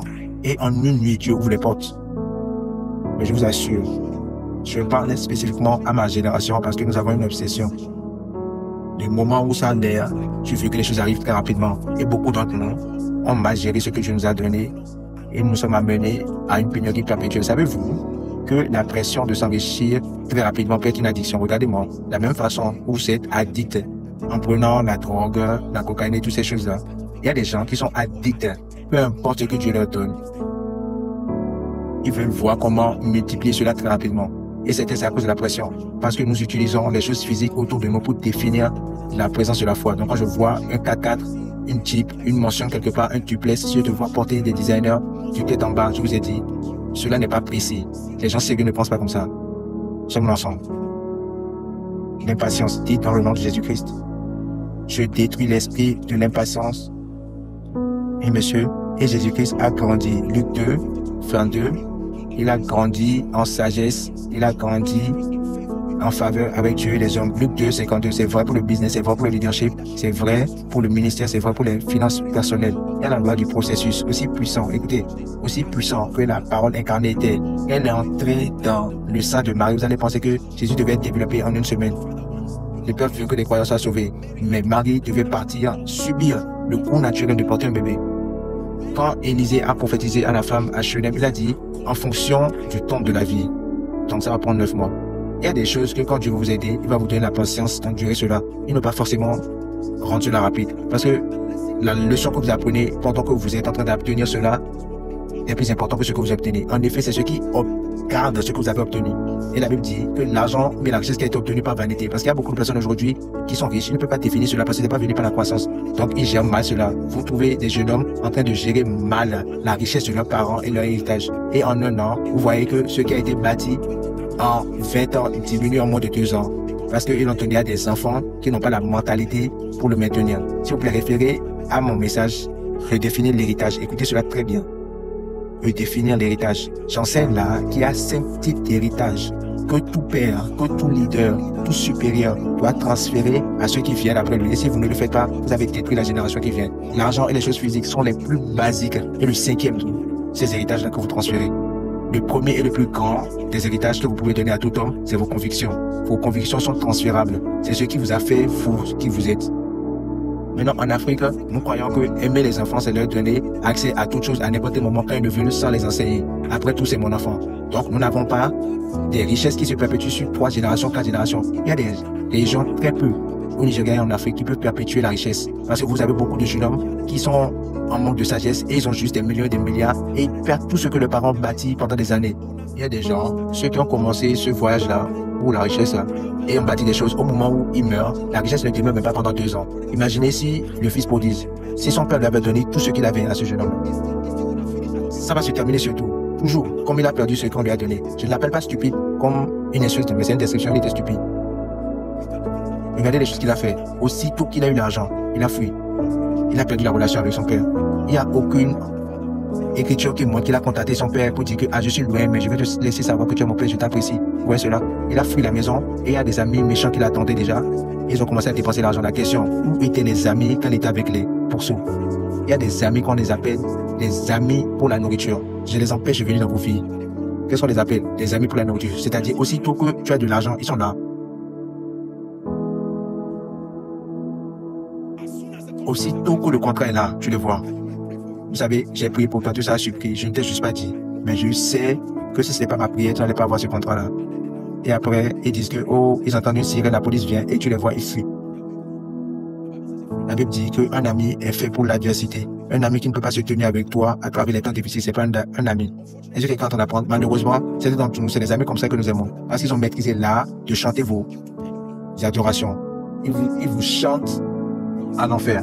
Vous n'êtes pas sérieux, ils applaudissent pour toi. Vous ne priez pas, ils applaudissent pour toi. Tu fais des stupidités, ils applaudissent pour toi. Donc vous aimez ça. Donc l'impatience. Je prie que vous ayez la grâce d'être patient. En le nom de Jésus-Christ. La grâce d'être patient. Est-ce que c'est pas incroyable que la plupart des fois, c'est des gens qui n'ont pas l'argent, qui ont des demandes incroyables sur ce que la vie doit délivrer immédiatement. Si Dieu nous permet de regarder les requêtes de prière ici, je sais que certains, je vais fuir. Vous savez comment Moïse a fui du serpent d'abord? Parce que vous serez surpris. Quelqu'un qui n'a rien va juste écrire, voici mes requêtes de prière. Numéro 1, je veux un SUV, 100 millions. Une maison, quelque part à Maïtama ou à Sogoro. 300 millions ou 1 milliard, tu peux faire cela. Et la personne qui écrit cela, Dieu est juste en train de regarder, les anges aussi sont en train de regarder. L'esprit des hommes juste sont en train de regarder. C'est quel genre de croyance ici? Oui, monsieur. Sommes ensemble. Dites l'impatience, criez sur leur impatience. Écoutez, si vous portez l'habit de demain aujourd'hui, vous allez marcher mieux demain. Si vous mangez la nourriture de demain aujourd'hui, la faim va vous ennuyer. Vous pouvez fonctionner et avancer graduellement avec galanterie. Et assurez-vous que quand vous avez quitté une dimension, vous avez quitté une dimension là à jamais. Ne permettez pas à l'impatience de vous amener quelque part, vous n'êtes pas censé être. Vous n'avez pas l'argent et vous volez, vous prenez des avions business class. Vous criez mal quand vous êtes assis là. Votre attitude, vos habits sont en train de dire que tu n'es pas censé être ici à ce moment. Ce n'est pas une insulte. Écoutez-moi, si vous arrivez là par croissance, vous devez apprendre le protocole de maintenir là où vous êtes. Sommes ensemble. Tu vas payer pour un hôtel très cher juste parce qu'il y a une percée, tu ne sais pas comment ouvrir la porte qui est là, tu ne sais pas comment utiliser les toilettes qui sont là, tu ne sais rien faire là, tu te tiens juste là et tout le monde pense que tu es en train de profiter. Tu es limité dans cette chambre parce que ton niveau ne devait pas t'amener là. Maintenant, pendant que vous êtes en train de rire, je veux que vous prêtez attention, c'est juste un exemple que je donne. Je préfère marcher avec Jésus-Christ avec patience. Ceci, c'est même vrai pour le ministère. Il y a des projets, il y a une différence entre la foi et la stupidité. Laissez-moi vous dire la vérité. Le processus bâtit la capacité. Il y a des choses que je ne vais jamais essayer de faire si Dieu ne m'a pas bâti. Je n'ai pas honte de fonctionner graduellement. Après tout, la mission, c'est lui. Sommes ensemble. Il y a des gens qui sont venus avec des projets incroyables qui les dépassent et maintenant ils sont en dette. Les finances, ce n'est pas le diable. Tu te lèves d'une chambre, petite chambre, et tu veux un duplex en une nuit. Question, tu peux maintenir cela? Tu achètes une voiture de 100 millions. Et avant, tu utilisais les transports publics. Est-ce que tu as 10% ou bien 15% de la valeur de cette voiture-là? Parce que toute voiture que tu achètes, tu dois avoir un cash flow qui peut permettre l'entretien 10 ou 15% de la valeur de la voiture pour la maintenir. Sommes ensemble. Il me suit. Il y a des rencontres que tu dois rejeter avec politesse parce que ceux qui seront là vont mettre une pression sur toi. Sommes ensemble. Pour ne pas te honir. Tu peux être invité pour une façon genre de courtoisie, mais on t'invite, mais tout le monde veut que tu dépenses l'argent là-bas. Maintenant, quand tu sais que tu n'as pas l'argent, poliment, refuse. L'impatience. L'Église du Seigneur Jésus-Christ, obtenant la grâce d'être patient. La Bible dit, suivez ceux qui parlent la foi et la patience. La foi et la patience. La foi et la patience. N'allez pas de gauche en droite en train de crier que vous allez lever des corps morts. Vous êtes né de nouveau fraîchement. Vous avez juste une rencontre. Oui, tu pries tous les jours, mais il faut du temps. Le jour où un vrai esprit va t'apparaître, c'est le jour où tu vas savoir ce qui est arrivé au fils de Sceva.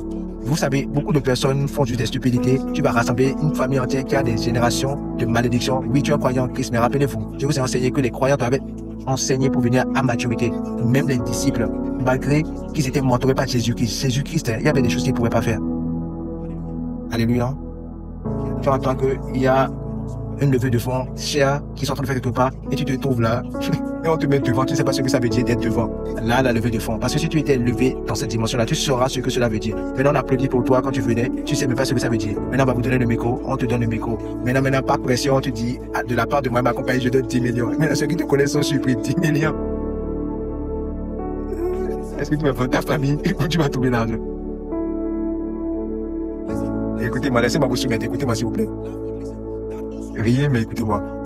Cela inclut aussi le fait de sortir pour faire des semences à l'église. Je ne suis pas contre cela, mais je vous dis, il y a beaucoup de choses stupides que les gens font à l'église. La sagesse vous dit repartez parce que tu mets ta famille en problème. Il y a un certain niveau de don que vous devez discuter avec votre épouse ou votre époux. Mais vous ne levez pas juste parce que tout le monde est content et tu te lèves en tant qu'homme et tu te tiens là et on dit qu'est-ce que tu es en train de donner? Tu dis ta maison. Ta femme est là, elle est choquée. Tu donnes ta maison. Tout à cause de la pression. Je vous délivre de cela dans le nom de Jésus-Christ. Puis je vous dis, quand Koinonia avait commencé, écoutez-moi, quand Koinonia avait commencé avec une foule de personnes, et malgré que j'avais l'habilité d'acheter à ce niveau-là n'importe quelle voiture que je voulais, j'avais une moto. C'était une moto qui m'amenait à l'église. Les cultes du miracle, je vais m'habiller. À ce moment-là, je portais beaucoup de vestes et je portais cela, tu me vois avec ta Bible, mais avec ma Bible, et tu entends une moto, tu vas penser qu'ils sont en train de déposer quelque chose. Je suis la seule même qui est arrivée. Question, est-ce que ça empêchait les malades d'être guéris? Vous voyez, quand les gens voient que vous êtes honnête et sérieux, ils vont supporter votre croissance. Mais quand les gens voient que vous êtes un menteur, ils vont tout faire pour s'assurer que vous apprenez la leçon. L'impatience. Laissez-moi vous donner le dernier. La paresse. La paresse. Voilà le dernier. Proverbe 20, verset 4. Jésus, liberté de la captivité financière. Disons le verset 4. À cause du froid, les paresseux ne labourent pas. À la moisson, ils voudraient récolter, mais il n'y a rien. Disons encore une fois, à cause du froid, Le paresseux ne laboure pas à la moisson. Il voudrait récolter, mais n'a rien. Proverbe 20, verset 4. Savez-vous ce que ça veut dire? Cela veut dire que la personne va dire, honnêtement, il fait trop chaud à Abuja, il fait trop frais à Abuja. Sommes ensemble, il y a les terroristes, il y a les kidnappings, etc. Je ne peux pas risquer ma vie. Non, c'est la paresse. Ça ne doit pas être le cas. La Bible dit, il voudra récolter, mais il n'a rien. Alléluia. Puis-je vous donner 5 clés très rapidement? Rappelez-vous, c'est un service prophétique. Quand nous allons parler des finances proprement, nous allons prendre le temps d'aller en profondeur et parler de certaines choses. Mais mon point d'ancrage ce soir, c'est sur la pauvreté. Laissez-moi faire un recap, afin que ceux qui sont là vont suivre. Numéro 1, l'ignorance et la connaissance incomplète du système financier de Dieu, des facteurs responsables de la pauvreté. 2, l'absence de valeur dont on a besoin et qui est utile. Numéro 3, le manque de productivité et d'excellence. Numéro 4, l'absence de relations stratégiques. Et je vous ai dit de marquer cela parce que c'est un facteur majeur qui peut définir votre richesse et votre pauvreté. 5, le manque d'habilité spirituelle. 6, l'impatience. Le 7, la paresse. Il y a beaucoup de jeunes hommes dans notre monde aujourd'hui qui sont paresseux. Un homme vieux de 60 ans s'assoit dehors le matin et un jeune homme l'accompagne aussi et s'assoit là.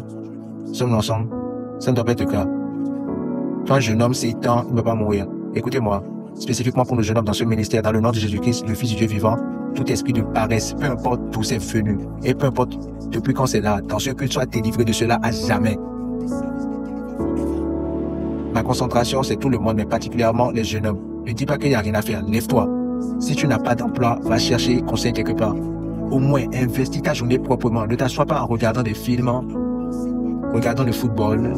Alloue le temps pour cela. Mais sais que ta destinée à son commencement, où tu te tiens autour de toutes personnes qui ont un niveau déjà dans la vie et tu es là comme un parasite. Pas juste même pour amener de la valeur. Tu espères qu'un jour ils vont te donner quelque chose, mais tu ne fais pas ce qu'il faut faire. Je déteste la paresse en tant que personne. Et je peux vous dire que les gens paresseux ne vont pas aller loin. Les gens paresseux seront des gens corrompus. Les gens paresseux seront des personnes qui vont faire des rituels financiers. Et sincèrement, les rituels financiers et la corruption demandent beaucoup. Savez-vous la créativité qu'il faut pour voler? Cette créativité-là peut commencer un business. Les rituels financiers. Parce que tu ne dois pas aller là-bas le matin ou dans l'après-midi. Souvent, c'est dans la nuit. Le risque, les animaux sauvages, avant que tu n'arrives dans la forêt à la personne. C'est le même courage dont tu as besoin pour faire le marketing de tes produits et de tenir. Tu sais ce que ça apporte du profit. Tu vas prospérer dans le nom de Jésus-Christ. Aussi longtemps que tu es sous cette onction-là, tu dois prospérer avec la dignité de l'intégrité du royaume. Maintenant, 5 clés pour être libéré de la captivité financière. Merci Jésus-Christ. Merci Jésus-Christ. La délivrance de quelqu'un en train d'être établi. Merci Jésus. Alléluia. Numéro 1, un cœur pour Dieu. Un cœur pour Dieu. La première clé pour être délivré de la captivité financière. Vous avez remarqué, je n'ai pas parlé de l'esprit de pauvreté parce qu'on a une section spécifique pour cela. Mais si j'amène l'esprit de pauvreté, personne d'entre vous ne va rien écouter à part cela. Parce que c'est la seule excuse que tu utilisais. L'esprit de pauvreté m'accompagne. Je vous montre ce qui a attiré cela à vous accompagner. Les choses que j'ai listées, c'est ce que ça a vu et ça a attiré l'esprit de pauvreté dans votre vie. Un cœur pour Dieu. 2 Chroniques 26, verset 5. 2 Chroniques, lisons ensemble. 2 Chroniques 26, 5. En 2, lisons ensemble. Il s'appliqua à rechercher Dieu pendant la vie de Zacharie, qui avait l'intelligence des visions de Dieu. Et la Bible dit, et dans le temps où il rechercha l'Éternel, homme d'affaires, Dieu le fit prospérer. Lisons la dernière phrase ensemble. Et dans le temps où il rechercha l'Éternel, homme de Dieu, Dieu le fit prospérer. Écoutez, je respecte tout type d'opinion séculière et toutes ces choses-là, mais je vous enseigne d'un point de vue biblique. Écoutez-moi, croyant, il n'y a personne qui néglige Dieu, ignore Dieu et aura la prospérité qui sera équilibrée et entière. Non, c'est un mensonge. Tu peux avoir l'argent, mais tous les autres caps dans ta vie que uniquement Dieu peut remplir va mener ou vous ramener à une vie inaccomplie. Il y a beaucoup de personnes qui ont des ressources financières abondantes, mais tu ne peux pas. La vie qu'ils mènent est moche. Tu ne peux pas vivre cette vie-là. Ils vivent de la peur, dans le doute. Ils ont tout type. Ils peuvent avoir 12 différents noms dans le monde entier, dépendamment de là où ils sont. C'est comme ça on les appelle. Simplement parce qu'ils doivent créer un système de fausseté en train de falsifier toutes choses pour survivre. La bénédiction de Dieu, la Bible dit, enrichit et n'ajoute aucun chagrin. Sommes-nous ensemble? Oui.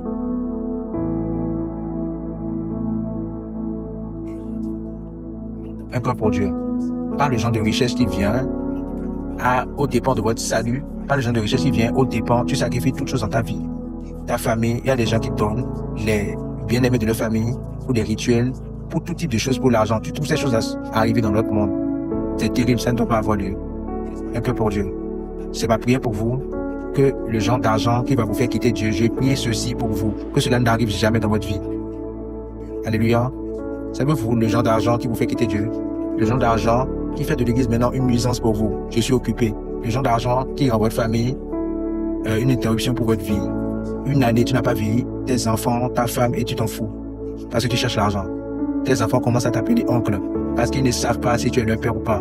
Je ne suis pas sarcastique. Non, je ne suis pas en train de te dire ceci pour rire. Je suis sérieux. Le genre de richesse qui va vous introduire à des groupes sataniques, à des fraternités démoniaques. Maintenant, vous commencez à pratiquer des choses occultiques. Les choses qui sont en dehors des valeurs par lesquelles vous avez été élevés. Il y a beaucoup d'entre nous ici maintenant. Dieu a amené cette parole pour vous avertir déjà. Parce que tu es en train de marcher sur des sentiers, tu vois tout le monde riche. Écoutez, faites attention. Assurez-vous de vérifier la relation des gens avec Jésus-Christ avant d'applaudir pour l'argent qu'ils ont. Tu ne sais pas ce qui est mort. Il y a des gens qui ont sacrifié leur destinée. On fait des alliances avec Satan. Tu es juste en train de voir l'argent. Il peut même t'aider avec cet argent-là.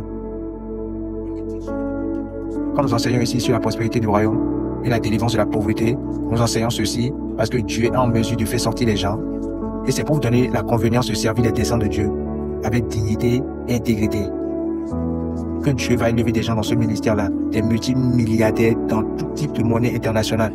Et malgré cela, tu aimes le Seigneur. Le temps pour l'adoration, ton cœur est toujours incliné devant Dieu. Savez-vous, il n'y a rien de plus puissant que de voir un homme riche en train d'adorer Dieu. C'est un serment en lui seul. Tu vois un homme riche en train de dire, Seigneur, tu es la raison pour laquelle j'ai tout ce que j'ai. Savez-vous combien de personnes sont inspirées par cette adoration-là? Que cet homme-là, qui est le directeur de cette compagnie-là, il a toutes choses que la vie peut offrir en question physique. Et se roule devant Dieu encore. Tu es en train de voir la femme en train de se rouler et les enfants aussi qui l'accompagnent. Pourquoi tu te tiens encore debout? Tu vas les accompagner et te rouler aussi. Si Dieu a aidé cet homme-là et se roule encore devant Dieu, rappelez-vous, la Bible nous appelle des épîtres vivants. Sommes ensemble maintenant. C'est une chose belle de voir les gens bénis, servir le Seigneur. Tu vois quelqu'un qui est un multimilliardaire. Il y a des gens très bénis que Dieu a aidés dans ce ministère. Merci Dieu pour cela. Et des fois, je suis humble de voir comment il s'étend pour servir les desseins de Dieu dans cette maison. C'est une leçon.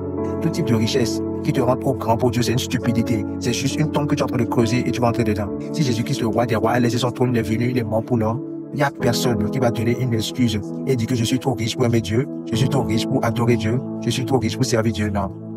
Je peux pour vous encore que tout type d'argent ou de richesse, laissez-moi répéter dans vos oreilles, jeune homme et jeune femme, tout type de richesse, de ressources financières qui va vous amener loin ou est déjà en train de vous amener loin du Seigneur Jésus-Christ, que cela quitte votre vie. Parlons avec respect, cela inclut certains emplois. Il y a certains emplois qui sont une attaque sur votre vie. Et ce n'est pas à moi de m'asseoir et d'imposer sur votre vie, mais je peux vous dire ceci. Ceux qui demandent de quitter Jésus-Christ afin de l'obtenir, c'est une perte de votre temps. S'il vous plaît, quoi ce que je dis? Je ne sais pas comment les gens survivent sans Jésus. Je ne sais pas comment les gens sont élevés sans Jésus. Ils peuvent avoir beaucoup d'autres formulaires, mais je peux vous montrer ce que la Bible donne et ce que, par la grâce de Dieu, il a fait à travers ma vie. Laissez-moi vous dire la vérité. Tout type d'argent qui va demander que vous laissez Jésus-Christ, vous laissez la prière, vous laissez l'étude de la parole, votre intégrité de chrétien et votre service à Dieu pour l'obtenir, je le répète une fois encore, ce n'est pas digne, ce n'est pas nécessaire. La Bible dit, qu'est-ce que cela va profiter à un homme s'il gagne tout le monde? Est-ce que vous savez à quel point ce monde est large, que n'importe quelle créativité que tu as et tu as tout le monde entier, tu perds ton âme? Ça ne profite pas. Voici ce que la Bible dit. Je lui ai dit que s'il y a quelque chose qui viendra dans ma vie, sous forme de bénédiction, et ça va prendre sa place, ma passion, et même me distraire de mon appel, que cette chose-là ne vienne pas. Que cette chose-là ne vienne jamais. Et je fais cette prière même quand je me tiens ici. Je m'en fous, peu importe l'argent. Ne pensez pas juste que je suis juste en train de dire ça parce que je suis sur le pépite. Voyez, si vous n'avez pas des convictions, le diable va vous attirer dans tout type de choses. Il y a certains d'entre vous, parlant avec respect, ne veut pas vous inciter. Nous sommes tellement moins chers. Tout type peut t'attirer loin de Dieu. Quelqu'un va dire, tu vas à l'église, est-ce que tu vas manger là-bas? Assieds-toi là, je vais te donner 100 000. Et tu t'assois là, et une parole vient à l'église, une parole prophétique qui va te lever à l'église vient. Est-ce que l'argent peut briser des malédictions? Est-ce que l'argent peut briser des jours? L'argent peut te donner une maison, mais est-ce que ça peut te donner la paix en lui-même? Non. Nous rejetons les choses précieuses pour les choses mondaines. Et maintenant, éventuellement, nous voyons que nous avons juste des ombres que nous gardions.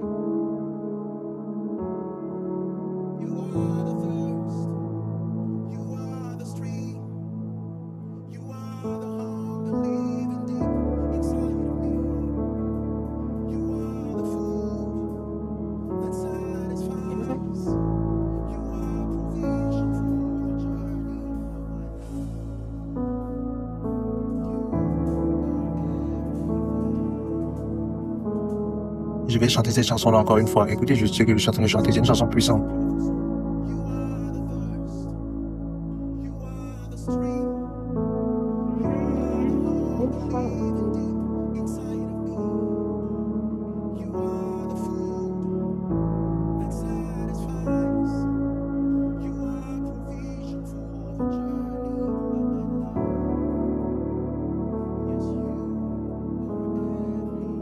Écoutez-moi, est-ce que vous pouvez vous tenir dans votre bureau et vous regardez un chèque de 100 millions, 1 milliard contre votre foi et vous fermez cela et vous savez la personne pour dire merci pour ta sincérité humaine, mais je l'aime plus que l'argent.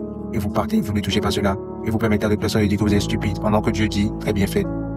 Combien d'entre vous aujourd'hui seront en mesure de regarder l'argent, des voitures, des maisons qui vont affecter votre intégrité en tant que croyant et regarder cela et dire merci et laisser ça. Je sais que tu penses que je viens de te marier juste à cause de l'argent. Merci, je sais que tu es un homme riche, je sais que tu es un grand homme, mais tu n'aimes pas Jésus. Je t'ai entendu insulter Jésus, je t'ai entendu dire beaucoup de choses. J'apprécie ton argent, je ne minimise pas cela, mais je ne suis pas assez moins cher. Je suis une descendante d'Abraham. Je t'apprécie, mais je suis sur mon chemin en train de partir. Et d'autres personnes vont dire que est-ce que ta tête fonctionne bien? Dieu t'a amené un homme riche comme ça. Peu importe si c'est un sorcier ou pas, pourvu qu'il a de l'argent, accompagne-le. Les croyants ont minimisé tellement leur vie. Maintenant, je ne suis pas en train de vous minimiser. Je vous enseigne sur les finances, je vais prier pour vous. Mais écoutez-moi très bien. Pour certains d'entre vous, Dieu est en train de vous parler, vous devez vous repentir. Même si c'est le diable qui a dit viens. Une fois qu'il te montre l'argent, tu vas. Tu dis Seigneur, je viens. Et tu suis le diable.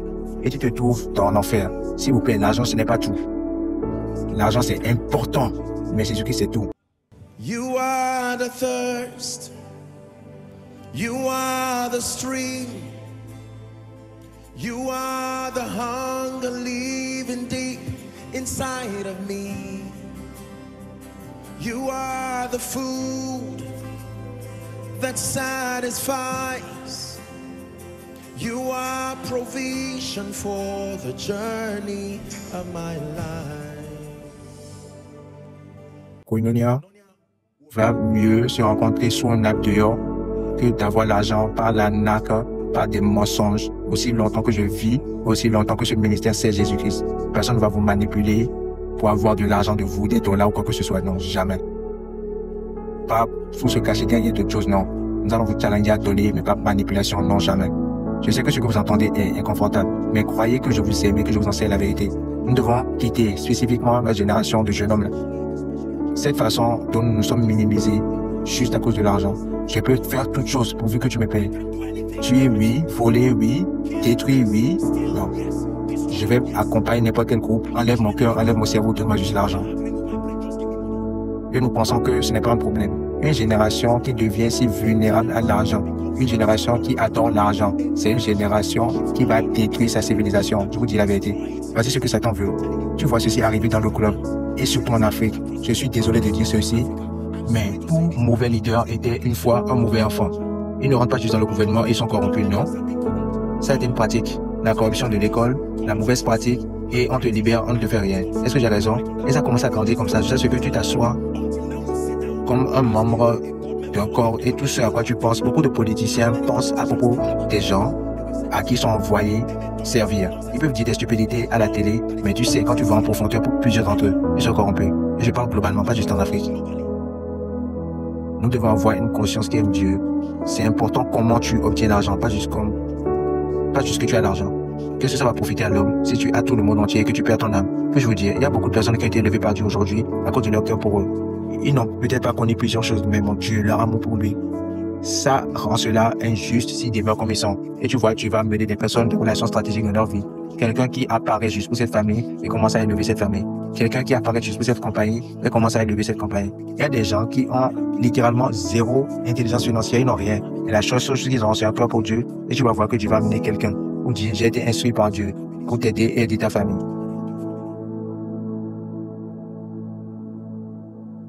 Numéro 2, c'est quoi la deuxième clé pour être libre de la captivité financière? La transformation mentale. La deuxième clé. Je ne suis pas en train de discuter cela, je suis juste en train d'écrire cela.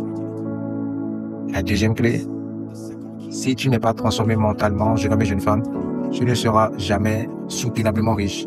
Tu peux être riche en une nuit, pas quelqu'un qui te bénit par la faveur ou par relation, mais la soutenance, c'est un produit d'intelligence et de transformation. C'est la raison pour laquelle les organisations ne peuvent pas gérer leurs ressources, les familles ne peuvent pas gérer leurs ressources. Il y a des familles où le père travaille, la mère travaille, les enfants travaillent, mais ils sont toujours en manque. Il y a un problème. Et le problème n'est pas juste des démons. Il y a un manque de transformation mentale. Et la transformation mentale n'est pas un don. Tu achètes la vérité, sommes l'ensemble. Et là, quand tu achètes la vérité, tu l'utilises. Tu te soumets à la transformation. La Bible dit que cette mentalité-là soit en vous, qui était aussi en Jésus-Christ. Une transformation mentale. Vous n'allez jamais vous élever financièrement au-delà de votre mentalité. Tu peux recevoir de l'argent en une nuit. Quelqu'un peut te bénir. Mais la soutenance de la richesse, c'est un produit de la puissance mentale. La Bible dit que les hommes forts retiennent l'argent, gardent la richesse. Je vous ai dit, la partie la plus facile de la richesse, c'est devenir riche. Gardez, maintenez l'argent. Ce n'est pas la chance. Quelqu'un peut te bénir, tu peux avoir l'argent, peut-être un héritage. La faveur peut venir. C'est pourquoi vous voyez, on donne des témoignages à l'église, on bénit le Seigneur. Apôtre a donné une parole prophétique, quelqu'un m'a appelé quelque part, il m'a donné 5 millions. Félicitations. Maintenant, la sagesse doit continuer là où la faveur s'est arrêtée. Mais parce qu'il n'y a pas de transformation, cette personne-là va célébrer 5 millions et après 2 ans, il va commencer à quémander encore.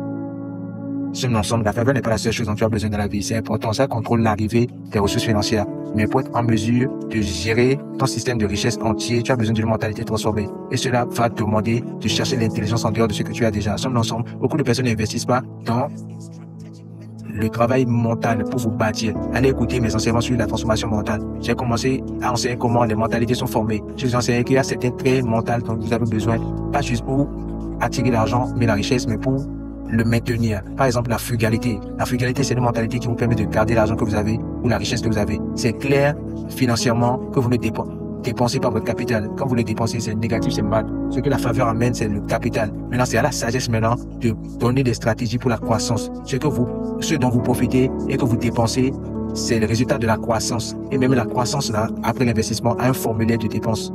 Quand les gens sont venus manger le pain, ils ont laissé les miettes, ils sont partis. Et Jésus-Christ, le sage, Jésus-Christ, le transformé, a dit rassembler les miettes. En d'autres mots, juste parce que j'ai la puissance de manifester, l'homme qui a multiplié le pain était attentif au reste.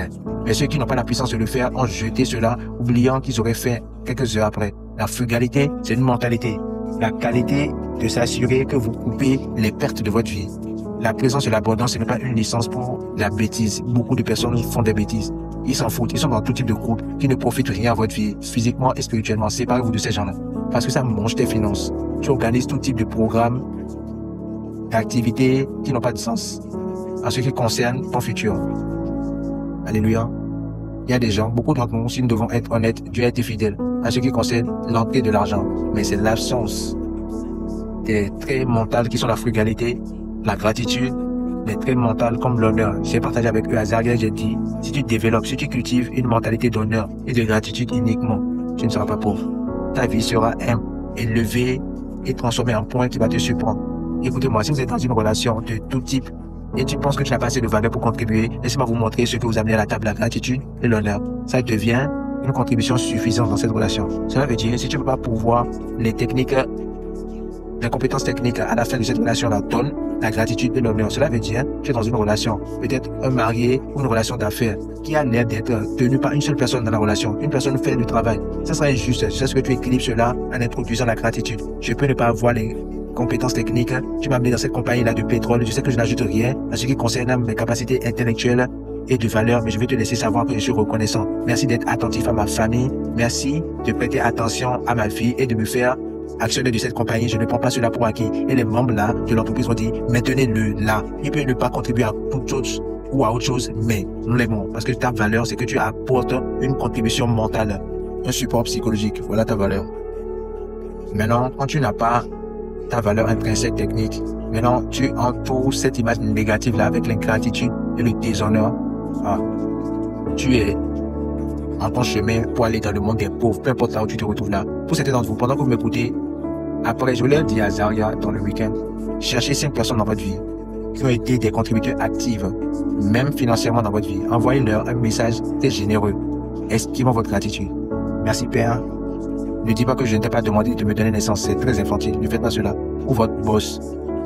Ne dites pas je suis en train de travailler, c'est pas une faveur. Ce n'est pas que vous les aimez ou pas, mais que vous êtes responsable et assez mature pour envoyer un message. Et je vous ai dit comment communiquer la gratitude ici à Koinonia. La façon dont tu communiques, le but de la gratitude, c'est d'amener celui qui vous a donné à percevoir que vous êtes reconnaissant. Et c'est votre responsabilité d'inventer tout type d'expression qui fait percevoir cela à la personne. C'est ce que celui qui vous a donné perçoive que vous êtes reconnaissant. Vous n'avez pas encore communiqué la gratitude. Donc par exemple, si dans votre monde, la seule façon par laquelle vous dites merci, c'est un seul mot, merci, tu seras pauvre. Sommes ensemble, c'est vrai. Quelqu'un te donne une maison, tu dis merci. Te donne une voiture, tu dis merci. Paye la scolarité de tes enfants, tu dis merci. Non. Et pour les gens qui peuvent vous déranger, ils peuvent vous envoyer 5 messages en 10 minutes. Juste pour te rappeler que tu as oublié. Tu avais dit que tu allais faire un transfert. Je sais que tu es occupé. Est-ce que je peux te rappeler encore? Et maintenant, quand on envoie le transfert, c'est le jour d'après qui dit, ah, j'ai oublié, j'ai vu cela, merci. Tu as fermé cette porte-là, je te dis. Et malgré que c'est l'année des portes ouvertes, tu seras surpris que tu utilises ta propre main. La porte que la prophétie a ouverte, tu l'as fermée et tu te tiens derrière, tu t'assures que ça ne s'ouvre plus. Dites amen. S'il vous plaît, faites-le. Je ne veux pas vous enseigner ce qui ne va pas produire de résultats dans votre vie. Je ne suis pas ici pour perdre votre temps, pour crier amen et repartir et revenir encore. Non. Je veux que vous reveniez avec des témoignages en disant que, apôtre, la semaine passée, j'ai envoyé un message à telle personne à qui j'ai travaillé auparavant en 2018, en 2017, et j'ai juste envoyé un message. Monsieur, juste pour vous apprécier, j'ai été inspiré à l'église aujourd'hui et j'ai pensé, en rappelant les bienfaits que vous m'avez fait les années passées, je veux exprimer ma gratitude. Le Seigneur vous bénisse. Je me rappelle de votre gentillesse. Le Seigneur vous croit. La prochaine chose, tu entends un appel à 11h30. Où as-tu été depuis ce temps? Est-ce que tu travailles maintenant? Non, monsieur, viens me voir demain, c'est tout. Tu peux déposer ta requête de prière ici et danser autour de cela. C'est un principe spirituel, l'adoration et le reste. Mais si c'est la seule chose que tu fais, tu seras déçu. Rappelez-vous, vous appelez des forces davantage, pas une seule force. Donc quand tu isoles une seule chose, donc la puissance de l'adoration par exemple. Maintenant, comment tu te lis à la personne qui doit t'aider maintenant? Certains d'entre vous maintenant sont dans des partenariats d'affaires. Tu peux prendre le temps, faire un rassemblement. Tu n'es pas juste en train de parler, tu n'es pas forcément en train de parler autour de business. Tu veux juste vous apprécier. Et les subordonnés, n'attendez pas, ou les leaders, n'attendez pas que vos subordonnés vous dites merci uniquement. Humiliez-vous et dites aux gens qui travaillent sur vous, merci. Si vous êtes un pasteur, un père même peut dire à sa femme et à ses enfants merci. Un leader, un chef d'entreprise, ne dites pas que c'est ma compagnie. Non, le Seigneur a donné la parole, mais grande est la compagnie de ceux qui l'ont publié. Le succès, c'est un composé de beaucoup de facteurs. Donc tu dois apprécier les unités nombreuses qui ont contribué à ce succès-là. Et fais cela consistamment, fréquemment. Merci beaucoup. J'ai appelé ce meeting-là pour apprécier tout le monde. Cette compagnie a expérimenté une croissance astronomique. Nous avons beaucoup de choses à faire encore, mais je pense que c'était très responsable de ma part. J'ai été inspiré de vous appeler vous tous ensemble. Je vous apprécie. Tu appelles les unités une à une et tu vois que les gens veulent être sérieux. Ils veulent rire. Ils ne peuvent pas croire que leur boss, c'est celui qui est en train de dire merci. Ils ne peuvent pas croire que leur supérieur, c'est la personne qui est en train de les apprécier. Que quelqu'un dise des stupidités sur vous et c'est là vous allez voir que vous avez vraiment des gens qui vous honorent et qui vous respectent. Et cette gratitude-là plante une jalousie pour vous dans leur cœur. Au-delà du salaire ou des systèmes de récompense que vous êtes en train de leur communiquer, l'amour pour vous devient concret par le fait que vous communiquez la gratitude. La même chose avec les pères. Des fois, tu appelles les travailleurs dans votre maison ou peu importe, juste pour vous dire merci. Savez-vous que vous pouvez donner des dons et ne pas exprimer la gratitude? Ce n'est pas juste le fait de donner de l'argent ou des choses, non. Cette communication, articulez votre gratitude, c'est un devoir que je vous donne. Vous êtes un pasteur, repartez et faites cela pour vos leaders. Ne le faites pas tous les jours. Soyez consistant, mais ne le faites pas tout le temps. Sinon, il y a une génération que tu vas produire. Une génération de droit, c'est-à-dire qui pense que tu leur dois quelque chose. C'est la génération de Moïse, là. Ce genre de génération. Au moment où tu downloads pour les gens, tu enlèves ce côté d'endurcissement d'eux, là. Ils deviennent des enfants. Ils sont tout le temps dépendants et deviennent une génération de droit. Mais il y a une façon saine d'action de grâce, surtout qui vient des supérieurs. Faites-le en tant qu'homme de Dieu. Rassemblez vos pasteurs qui travaillent, vos travailleurs, et laissez-les savoir que vous les appréciez. Ce n'est pas à propos de l'argent, c'est à propos de votre cœur. Vous allez voir ce qui va arriver. Et enseignez à votre peuple colonial. Global, je vais vous enseigner la gratitude, jusqu'à ce que vous comprenez cela. Je suis un récepteur de la puissance de la gratitude. Quelqu'un va toujours se rappeler de vous. Cet homme est un homme reconnaissant. Qui allons-nous trouver pour être notre représentation au Nigeria de cette compagnie? Il n'a pas cette qualification-là, mais rappelez-vous que l'emploi que nous voulons est très social et nous voulons la personne qui a ces compétences-là. Cette personne-là a une contenance très chaude et c'est une personne reconnaissante. Si tu as surpris, tu seras là en regardant ta qualification, en apprenant rien de ces choses-là, en n'ayant pas la mentalité qu'il faut. Et quelqu'un qui peut ne pas parler bien anglais, mais c'est comme on dit merci très bien. C'est la personne qui continue à aller en avance. Si vous croyez ce que je dis, dites amen, criez amen même. Laissez-moi faire vite. Numéro 3. Comment êtes-vous libéré de la captivité financière, la productivité? Écrivez cela. La troisième clé, c'est la productivité. En tant qu'homme de Dieu, tu dois être productif. Qu'est-ce que ça veut dire d'être productif? D'être en mesure d'emballer votre valeur, votre contemplation. Vous savez, j'ai défini, beaucoup de personnes pensent que les hommes de Dieu ne connaissent rien sur l'argent. D'un point de vue de récompense, si tu es un prédicateur ou un homme d'affaires, d'un point de vue de valeur, vous faites la même chose. Quand vous apportez la valeur qui est emballée avec excellence et servie à un consommateur qui est si identifié, malgré que c'est dans le cadre du ministère de la parole, tu ne vends pas la valeur pour un prix. Tu es motivé par ton amour pour Jésus-Christ, mais la loi de la compensation demande que chaque fois que tu donnes la valeur, qu'une récompense doit être créditée pour toi. Que cela vient par une richesse transactionnelle ou une richesse transformationnelle. De toute façon, il y aura forcément un système de récompense. Si tu es un homme de Dieu, tu n'as pas besoin de manipuler les gens. Une fois que tu donnes la valeur, vraiment, c'est impossible. Les gens dont la vie est en train d'être transformée ne sont pas assez avares. Donne-leur le temps de grandir. Que la vérité que tu leur enseignes, laisse-les discerner. Que tu les aimes avec tout leur cœur. Laissez-moi vous enseigner quelque chose. J'ai appris par les Écritures et par expérience. Oui, je vous dis ceci. Si tu es un homme de Dieu ici, ne force pas les membres à te donner l'argent. Non. Déverse ton cœur en eux. Laisse-leur voir le cœur d'un berger, d'un père. Et permets-leur de te surprendre. Ils vont te surprendre en vérité. ce mensonge. Parce que vous voyez, ils sont en train de te donner, mais le don envers toi sera basé sur la perception de la valeur qu'ils te donnent. Donc une personne peut te donner une voiture, une personne peut te donner aussi une maison et penser que ce n'est pas aussi grand que ça. En ce qui concerne la valeur que tu lui as donnée, dites la productivité. Dans le nom de Jésus qui je déclare, je décrète que tout le monde sous le son de ma voix devienne productif à partir d'aujourd'hui. La productivité, ce n'est pas un truc de business, non? C'est arriver à un lieu de compétence et d'excellence. Si tu es un prédicateur, fais tes exercices, apprends tes écritures, mets tes notes ensemble. Ta présentation et ta communication, assure-toi que toute chose est mise en place. C'est la productivité pour un prédicateur, ça. Tu es en train de voir quelque chose, soit productif. En bas, cela très bien, nettoie l'environnement. Sois accueillant. Tu as une compagnie, assure-toi que tu établis bien ton impact. L'impact ne peut pas être récompensé à moins qu'il y ait une marque qui accompagne cela. Vous voyez, est-ce que vous allez dans un hôpital pour manger la nourriture? Non. Parce que l'hôpital est si établi pour te faire savoir que c'est un endroit où on règle tes problèmes médicaux. Est-ce que tu vas au centre où on vend l'essence pour acheter la nourriture ou bien la nourriture? Non. Parce que ça a été fait d'une façon, je parle littéralement. Parce que c'est fait d'une façon où ceux qui ont besoin de toi savent que tu es là. Si Dieu t'a donné un don de guérison, ça fait savoir aux gens que Dieu t'a donné cette grâce. Si Dieu t'a donné cette grâce-là pour l'entrepreneuriat et le leadership, tu dois te former, créer une marque autour de cela. Voilà ce que c'est que la productivité. Numéro 4, les relations stratégiques. J'ai parlé largement sur cette chose-là. C'est la 4e clé pour être libéré de la captivité financière. Aide 2-3 personnes dans ta vie pour commencer. Et s'il n'y a pas de personnes stratégiques dans ta vie, commence par prier. Laissez-moi vous dire comment commencer. Commencez par prier et par travailler sur votre caractère. La Bible dit que celui qui veut des amis n'aura jamais des amis, à moins que vous montrez vous-même une personne aimable et d'amitié. Allez apprendre les compétences de comment interagir avec les gens. Il y a des années auparavant, j'ai tellement été béni et inspiré en lisant le livre de Dale Carnegie, Comment gagner des amis et influencer des gens. Un des livres qui a formé ma mentalité en ce qui concerne le fait de comprendre les compétences des hommes. Et jusqu'à présent, en tant qu'homme de Dieu, je me soumets à tout type de facultés de ma vie pour bâtir et acquérir la connaissance. Je suis un étudiant de la connaissance, un étudiant qui ne se répand pas de la quête de la connaissance. Ne dites pas que je connais. L'excellence d'hier, c'est la médiocrité d'aujourd'hui. Cherchez à trouver ce qu'il faut pour avoir, maintenir et grandir dans les relations de valeur. Finalement, et la puissance de prospérer. Vous devez chercher cela et trouver cela. La puissance de prospérer. C'est quoi la puissance de prospérer? C'est une grâce surnaturelle. C'est une dimension de l'onction du Saint-Esprit, une grâce surnaturelle qui vient sur votre esprit et qui vient sur votre mentalité, vous donnant l'habilité de donner des solutions surnaturelles, de pouvoir des solutions surnaturelles, que ce soit dans le ministère, que ce soit dans les affaires. Le devoir de la puissance de s'enrichir, c'est que votre homme spirituel est habilité par cela, votre mentalité est habilitée par cela, avec les conséquences des actions et des décisions que vous prenez, qui deviennent des résultats supérieurs. Et quand vous produisez des résultats supérieurs, maintenant cela attire des bénédictions financières et beaucoup d'autres bénéfices. Voici la puissance de s'enrichir. La puissance de s'enrichir, ce n'est pas une notion arbitraire qui n'a pas de définition, non.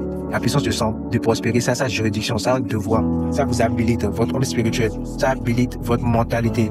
Conséquemment, vous guidant à prendre des actions supérieures, à prendre des décisions de qualité, qui fait de vous une personne qui donne des solutions, une personne qui produit des solutions surnaturelles. Vous savez que la puissance de produire la richesse est sur vous quand rien n'est naturel autour de vous. La prédication devient naturelle, le business devient surnaturel, la communication et la transmission de votre valeur devient surnaturelle. Et écoutez-moi, c'est l'une des choses que vous allez recevoir maintenant, la puissance de prospérer. C'est un peu comme le glaçage sur le gâteau. Juste déclarer la puissance de s'enrichir sur le peuple qui n'ont pas ces fondations que j'ai données auparavant sera comme renverser de l'eau dans un panier. Le problème, ce n'est pas l'eau. Le problème, c'est qu'il n'y a pas de capacité à retenir dans le panier parce qu'il y a des trous. Le devoir de tous ceux dont j'ai parlé avant de venir ici, c'est de fermer ces trous-là. Afin que si l'onction vienne sur vous maintenant, vous voyez, c'est supporté par toute cette connaissance que vous avez reçue auparavant. C'est impossible d'écouter ce que j'ai dit maintenant et comprendre ce que j'ai dit maintenant et agir sur cela maintenant et demeurer dans la pauvreté. C'est faux. Vous pouvez ne pas devenir riche en une nuit. Mais je vous dis, vous allez sortir de ce trou-là, de la pauvreté, du manque, de demander de l'argent de gauche à droite, vous allez en sortir. Je vous soumets avec tout sens d'humilité. Si vous ignorez ce que j'ai dit ce soir, ce sera au détriment de la qualité de votre vie, incluant les finances, parce que le royaume ne fonctionne pas sur les superstitions. Ces systèmes-là sont exacts, ce ne sont pas mes opinions. Les choses que nous avons vues, les choses que nous avons entendues, la Bible dit, les choses que nos mains ont touchées, même de la parole de la vie, l'apôtre a dit, voici ce que nous prêchons. Vous n'avez pas appris ce soir des stupidités. Vous n'êtes pas en train d'apprendre des théories qui ont été téléchargées d'un livre. Vous n'êtes pas en train d'apprendre les pensées d'un philosophe quelque part, distillé avec des versets communiqués. Non. Par la grâce de Dieu, nous n'avons peut-être pas tout, mais nous avons quelque chose assez pour être en mesure de dire ceci, c'est la preuve que ceci fonctionne. Alléluia.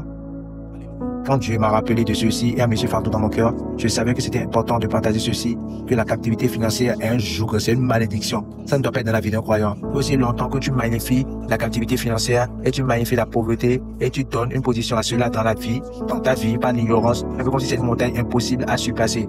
Non, tu peux surpasser le manque et les limitations financières, la captivité financière en utilisant ces clés-là. Il y a beaucoup d'autres clés, mais ceci c'est suffisant. Le devoir de ceci, c'est de vous sortir de la tombe, de la pauvreté. Sommes-nous ensemble? Que tu peux donner à ta femme, à tes enfants, à ton époux, à ta compagnie, une qualité de vie. Que personne ne va pas s'asseoir et regretter, comme si la malédiction, juste parce qu'ils sont sortis de toi ou de ta lignée. Non, il y a beaucoup d'entre nous maintenant, ton passé est rempli d'histoires pas trop bien et beaucoup d'entre eux sont crédités au manque de finances. Et ça t'a amené dans tout type de vie, dans tout type de compromis. Ils sont des témoignages que tu ne veux même pas partager à quelqu'un, auquel tu ne veux même pas penser. Mais le Seigneur apporte ta délivrance ce soir. Maintenant, écoutez-moi. Alors que nous commençons à prier, je vais réprimer l'esprit de la pauvreté. L'esprit de la pauvreté, c'est un esprit qui est assis à des individus. Son devoir, regardez ceci, le devoir de l'esprit de la pauvreté, c'est d'étudier l'étendue de ton ignorance et de bâtir des systèmes autour de ton ignorance qui te limitent et t'empêchent de faire des progrès financiers. Laissez-moi répéter, le devoir de l'esprit de la pauvreté, c'est d'étudier le niveau de ton ignorance. La Bible dit aucune âme façonnée contre vous. Les âmes sont façonnées. Est-ce que vous entendez? Donc quand le diable vient, quand il envoie l'esprit de la pauvreté, il n'attaque pas juste. Parce que vous voyez la pauvreté comme une prospérité, c'est un effet, c'est pas une cause. Donc ce n'est pas digne de dire que ça t'a stoppé les finances de venir à vous. Non, c'est une réaction. Ce qu'il fait, c'est d'étudier ta compréhension autour des finances entières. Et il commence à bâtir des systèmes, que ce soit par la fierté ou la paresse sur l'ensemble, en vous arrêtant d'avoir des relations stratégiques. Toute chose qui peut être designée pour vous arrêter d'avoir accès aux clés qui vous fait sortir, c'est le devoir de l'esprit de la pauvreté. Maintenant, ça devient une forteresse dans votre mentalité et dans votre destinée qui rend la parole de Dieu sans effet. Donc, quand vous amenez la délivrance à un individu en prêchant la délivrance, ce que vous faites, c'est ouvrir les yeux pour voir. Mais cette influence est toujours là. C'est là où l'onction de la puissance de Dieu est nécessaire. Pour enlever cette influence de l'esprit-là. C'est ce que vous appelez les malédictions générationnelles. C'est ce que vous appelez les esprits familiers. Et vous savez, parce que les esprits ne meurent pas, donc vous pouvez penser que parce que un père a 70 ans, 80 ans, ou vous avez 40 ans, 30 ans, 20 ans, ces esprits-là ne sont pas la longévité du temps. Ils restent là et ils demeurent jusqu'à ce qu'un sauveur vienne vous libérer. Je répète, jusqu'à ce qu'un sauveur vienne vous libérer. Pas jusqu'à ce que le temps passe, non, il demeure là. Et est-ce que c'est peut-être vous, le sauveur, pendant que vous m'écoutez? Merci que vous avez une chance de faire ceci dans votre famille. Et pour certains d'entre vous qui ont toujours le proche dans vos familles, Dieu vous donne l'autorité maintenant que vous pouvez corriger beaucoup de choses. Il y a beaucoup d'entre vous qui n'ont jamais supporté la cause du royaume avec votre argent. Pas parce que vous ne voulez pas le faire. Ce n'est même pas là, vous n'avez pas l'argent. Il y a beaucoup de pasteurs aujourd'hui qui ont beaucoup de fardeaux financiers. La discussion, littéralement, c'est l'argent. Ne vous donnant pas la place de servir Dieu avec la dignité et l'intégrité. Les statistiques n'en montrent que les 3 raisons majeures pour lesquelles il y a des divorces dans les familles ou dans le mariage. C'est numéro 1, les problèmes financiers, seulement ensemble. Numéro 2, les problèmes entre les époux. Et maintenant, les facteurs externes. Les statistiques nous montrent que c'est les 3 premières raisons. Numéro 1, l'argent et les problèmes financiers. Et ne dites pas que ce n'est pas important. Il y a des gens maintenant qui n'ont pas reçu le salaire depuis des mois. Et leurs enfants sont revenus à la maison pendant que d'autres vont à l'école et ne peuvent pas aller. Le fait que les enfants là ne peuvent pas faire du progrès, déjà commence à mettre des complexes en eux. Des outils pour l'esprit de pauvreté. Maintenant, ça va commencer à leur suggérer des styles de vie et suggérer différents types de trucs. Sommes ensemble. Il y a certains d'entre vous maintenant, quand vous avez commencé votre marche avec Dieu, vous avez choisi le sentier de l'intégrité du caractère. Mais maintenant, tu regardes en arrière et tu n'es même pas content de ce qui arrive dans ta vie. Parce que ta main a touché différents types de trucs pour créditer à l'absence de finances. Nous allons prier. Le Seigneur a mené cette parole-là et c'est le moment pour vous d'être libérés. Si vous croyez ceci, criez un grand amen. C'est mon devoir. Et je vais le faire avec diligence. Je vais prier, je vais déclarer sur votre vie et m'assurer qu'aucune âme façonnée contre vous prospère. Ce n'est pas l'économie qui contrôle vos ressources. C'est votre compréhension, votre mentalité. C'est ces forces-là qui sont en devant vous. Jeunes hommes et jeunes femmes, les gouvernements viendront, repartons. La grande récession est déjà arrivée dans le monde entier. Il y a des cercles de récession qui vont toujours arriver. Vous allez toujours trouver des leaders corrompus, vous allez trouver des leaders honnêtes, des leaders sataniques, des leaders de Dieu s'échanger sur les années. Mais croyant qu'un gouvernement va magiquement venir pour rendre prospère, c'est être ignorant. Votre prospérité est définie par la somme totale de votre compréhension. Sommes ensemble. Daniel était croyant dans le Seigneur Dieu qui a régné dans la dispensation de 4 ou 7 rois, la Bible nous dit. Aucun de ces rois-là ne pouvait l'enlever de sa place, parce qu'il a trouvé la clé. Il n'était pas là pour chercher l'argent, mais il n'a jamais manqué. Peu importe le gouvernement qui est venu, il était toujours prospère, Daniel. Alléluia. Donne à ta destinée une chance d'être béni. Et laissez-moi terminer en disant ceci. Le but de la bénédiction financière, comme je vous ai enseigné. L'argent a 3 devoirs dans la vie d'un croyant. Numéro 1, les ressources financières vous habilitent à vivre une vie confortable. N'oubliez jamais, vous n'allez jamais vivre une vie confortable dans la pauvreté. Et la pauvreté ne glorifie pas Dieu. La Bible dit que si vous aussi méchant que vous êtes, savez comment donner de bons cadeaux à vos enfants, à quoi plus forte raison votre Père Saint va donner cet esprit à ceux qui le demandent. Je ne dois pas utiliser la pauvreté et maudire vos enfants pour vous enseigner une leçon. Non, il y a des façons plus supérieures pour vous guider, vous donner des leçons et vous bâtir et vous enseigner. Numéro 2, le deuxième devoir de la prospérité, de l'abondance et de la fortune, c'est pour l'avancement du royaume. Afin que vous soyez en mesure de faire votre contribution à ce qui concerne le fait de donner les ressources financières pour l'œuvre du royaume.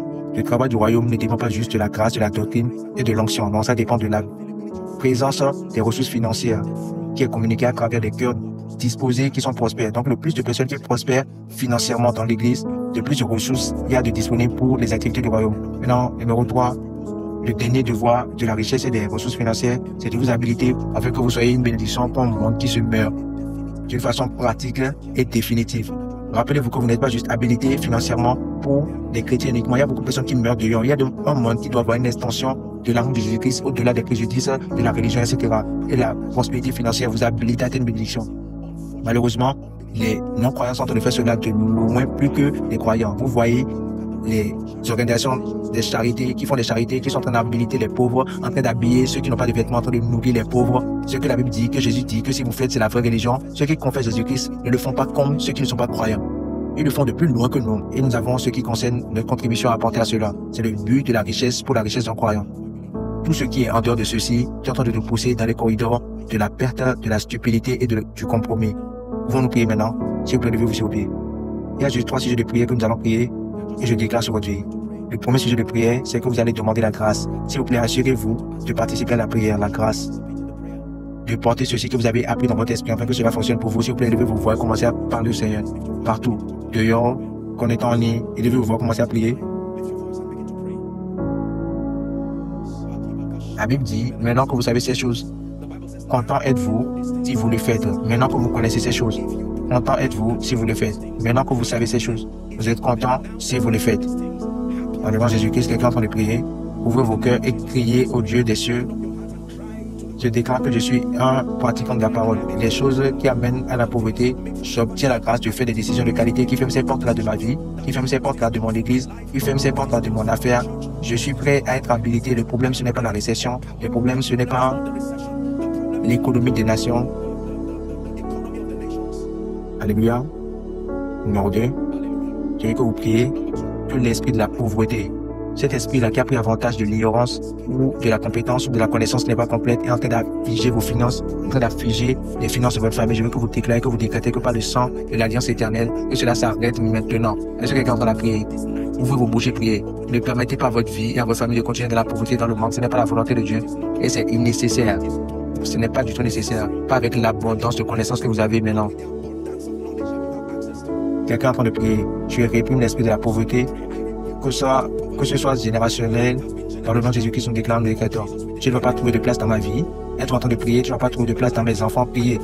Tu ne vas pas trouver de place dans mon époux, pas dans ma compagnie, pas dans le ministère que Dieu m'a donné. Quelqu'un est en train de prier dans le nom de Jésus-Christ. Toutes les décisions qui sont pro-pauvreté, je viens contre toi et contre l'esprit qui influence mon attitude, l'esprit qui influence mes décisions, qui prend avantage de mon ignorance, j'essaie de réprimer dans le nom de Jésus-Christ. Alléluia. La prière finale, et ce sera mon tour de prier pour vous. Je veux que vous priez. Il y a la puissance de s'enrichir. Frère, vraiment, il y a vraiment la puissance de s'enrichir. S'il vous plaît, ne prenez pas vrai comme vérité quelqu'un qui vous dit qu'il n'y a pas d'onction qui fait prospérer. C'est faux. Que Dieu soit vrai tout au même menteur. Vous allez prier. Père, j'ai dit moins précédemment, mais la puissance d'être enrichi, que cela vienne sur ma vie maintenant. Père, la puissance pour s'enrichir. Dieu a l'habilité de donner la puissance à des hommes. Il veut donner une grâce surnaturelle sur votre esprit, votre mentalité, qui vous amène à être extraordinaire en produisant des résultats qui vous rendent une personne de valeur extrêmement, des résultats qui attirent des ressources dans votre vie, des ressources qui vous connectent au cœur des aides et des hommes. Quelqu'un peut prier, quelqu'un prie, tu veux recevoir maintenant.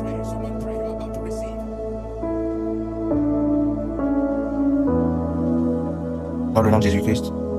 Dans le nom de Jésus-Christ. Laissez-moi déclarer sur votre vie maintenant. Père, dans le nom de Jésus-Christ. Je déclare, je décrète tu m'as donné cette instruction-là, tu as amené cette parole prophétique comme délivrance. Dans le nom de Jésus-Christ, je déclare, je décrète que je m'entoure cette grâce-là qui amène la richesse, qui a pris des hommes ordinaires dans les Écritures et même des personnes ordinaires dans notre monde aujourd'hui et les a élevés, amenant la beauté pour les cendres et la joie pour le deuil. Je déclare que cette grâce soit déversée sur vous maintenant. Que cette grâce-là soit déversée sur vous maintenant, soit déversée sur votre affaire maintenant, soit déversée sur votre ministère maintenant, soit déversée sur votre maison maintenant, soit déversée sur votre carrière, dans le nom de Jésus-Christ. En raison de cette grâce, je déclare prophétiquement sur vous que tout ce qui représente la honte et le reproche connecté à la pauvreté, je déclare que cela meurt dans votre vie maintenant. Toute famille ici représentée qui n'a jamais expérimenté la prospérité vraie, c'est toujours de pauvreté en pauvreté. Tu as vu ceux avant toi, tu as vu tes parents, c'est d'entre vous tout de suite, et tu veux transférer la même chose à tes enfants, dans le nom de Jésus-Christ. Que cette onction-là intercepte cette progression, dans le nom de Jésus-Christ. La Bible dit, et Jabez était plus honorable que ses frères. Ce n'était pas toujours le cas. Tout business qui a échoué auparavant, tout business qui est en train de mourir, qui est déjà mort, je décrète que les aides destinées se présentent et vous élèvent encore. Les aides destinées se présentent et vous aident encore, dans le nom de Jésus-Christ. Écoutez-moi, un des devoirs de l'esprit de la pauvreté, je vais parler de cela quand nous allons prendre la série des finances proprement, mais un des devoirs de l'esprit de la pauvreté, écoutez-moi, c'est de vous amener dans la dette. Une des stratégies majeures d'afficher vos finances, c'est de vous amener à entrer en dette. Maintenant, je sais d'un point de vue économique, il y a de bonnes dettes et de mauvaises dettes. Ils disent, il y a une bonne dette qui peut être utilisée comme levier et une mauvaise dette pour consommation. Je ne suis pas en train de limiter votre connaissance, mais cela c'est important basé sur votre foi. Mais la façon la plus supérieure, c'est de ne pas être en dette. Parce que la Bible dit, ne devez à aucun homme rien d'autre que l'amour. C'est une possibilité en fonction de votre foi. Vous croyez en dette, dans la dette, ok, la sagesse pour maladie, ce que tu as reçu. Maintenant, je parle largement d'un point de vue personnel. Je sais que, en parlant d'entreprise, les gens ont besoin d'aide des institutions pour exécuter des projets larges. Ça, c'est les entreprises, ça. Mais je dis, en tant qu'une personne, il n'y a aucune raison pour que tu t'endettes. C'est une chose terrible. Laissez-moi vous montrer ce qui arrive. Cet esprit-là vous force et vous amène à passer de l'argent. Je sais que ça devient une addiction. Et chaque fois que tu prends de l'argent, ça va créer des activités pour s'assurer que cet argent n'est jamais utilisé pour la raison pour laquelle ça a été prêté. Donc, les intérêts commencent à augmenter pendant qu'il n'y a aucun accomplissement qui t'amène du profit. Il y a beaucoup d'églises aujourd'hui qui sont en dette. Il y a beaucoup de personnes qui sont apparemment riches, qui sont en dette. Vous n'êtes pas libre si vous êtes endetté. Parce que ça a l'habilité de vous empêcher de dormir. Au moment où vous avez l'abondance, plus le temps, plus la paix, vous êtes vraiment riche. Ces trois choses-là doivent arriver pour que la fortune soit établie. Si la seule chose que vous avez, c'est les ressources financières abondantes, ou si vous avez un système, le but de ce système-là, c'est de vous permettre de gagner du temps et de vous donner la paix. Les ressources, le temps et la paix. Voici la richesse du royaume. Ça, c'est la vraie domination financière. Cette coexistence tripartite de la richesse ou de la fortune, du temps et de la paix. Parce que ce sont des commodités très importantes. Si vous perdez le temps et la paix, quoi que ce soit que vous avez obtenu en perdant cela, c'est une négociation négative. C'est genre, on vous a anarché, quoi. Béni soit notre Seigneur. Car l'esprit de pauvreté a fait de beaucoup de personnes endettées. On doit des millions, des milliards. Vous voulez entrer dans plus de dettes? Non. Chaque fois que les gens sont entrés dans les dettes, dans les Écritures, c'est le prophétique qui les a fait sortir des dettes. Le prophétique est mandaté avec la responsabilité de secourir, surtout de la dette financière. Il a dit, Alas, maître, cela a été prêté. C'est le prophétique qui l'a libéré. Vous voyez, le prophète qui est mort et a laissé sa femme dans la dette. Le prophète a dit, va prêter des vaisseaux, pas de l'huile. Prêter, c'est de demander aux gens, passez-moi, passez-moi. Et le prophète a dit qu'il a rempli cela. Il a dit, va vendre cela et maintenant rembourse tes dettes et vis du reste. La première chose que le prophète a dit à la femme, maintenant que tu es béni, c'est payer tes dettes. Parce que tu ne peux pas vivre dans la paix quand tu as des dettes. C'était la recommandation du prophète. Sommes ensemble. Donc je vais prier pour vous. Si vous êtes dans tout type de situation financière, de dette, que ce soit personnellement en tant que famille ou en tant qu'entreprise, dans le nom de Jésus-Christ, s'il vous plaît, croyez dans cette prophétie. Entre maintenant et décembre 2023, je prophétise sur vous. Sortez de cette dette. Sortez de cette situation financière. Sortez de cette situation financière dans le nom de Jésus-Christ. Comment cela va arriver, apôtre? Très simplement, le ministère des hommes. Il n'y a pas de magie à comment les gens sortent de la tête. C'est toujours le ministère des hommes. Dieu va envoyer des hommes cachés dans des systèmes, dans des relations. C'est à vous maintenant de discerner et d'être prêt quand cela vient. Tu ne sors pas de la tête, pas des superstitions. Non, quand la prophétie est relâchée, comme cela a été relâché sur la Samarie, la prochaine chose c'était les hommes. Même si ce sont des lépreux, ce sont des gens qui vont être utilisés pour secourir Samarie. Chaque fois où la prophétie vient, commence à faire attention à des hommes. Ils viennent avec des idées d'entreprise, ils viennent avec des projets supérieurs, ils viennent avec leur bon souhait pour te faire sortir de la situation dans laquelle tu es. Ils te montrent la gentillesse, ou quelqu'un peut juste te bénir. ou apôtre, je dois 30 millions, et quelqu'un donne une instruction à quelqu'un, je ne vais pas te donner l'argent, mais je donne une de mes parcelles comme un don, tu vois la valeur de la parcelle, on dit que c'est 80 millions, tu es sorti de tête. Maintenant, c'est à toi maintenant. Laissez-moi vous dire la vérité. L'une des façons majeures que Dieu utilise pour sortir les gens de la dette, c'est pas la puissance de la terre et de ses ressources. Parce que c'est très difficile pour quelqu'un de vous donner 1 million, mais il peut te donner une portion de terre. Et la Bible dit que de la terre vient la croissance, et que la croissance de la terre est pour tout.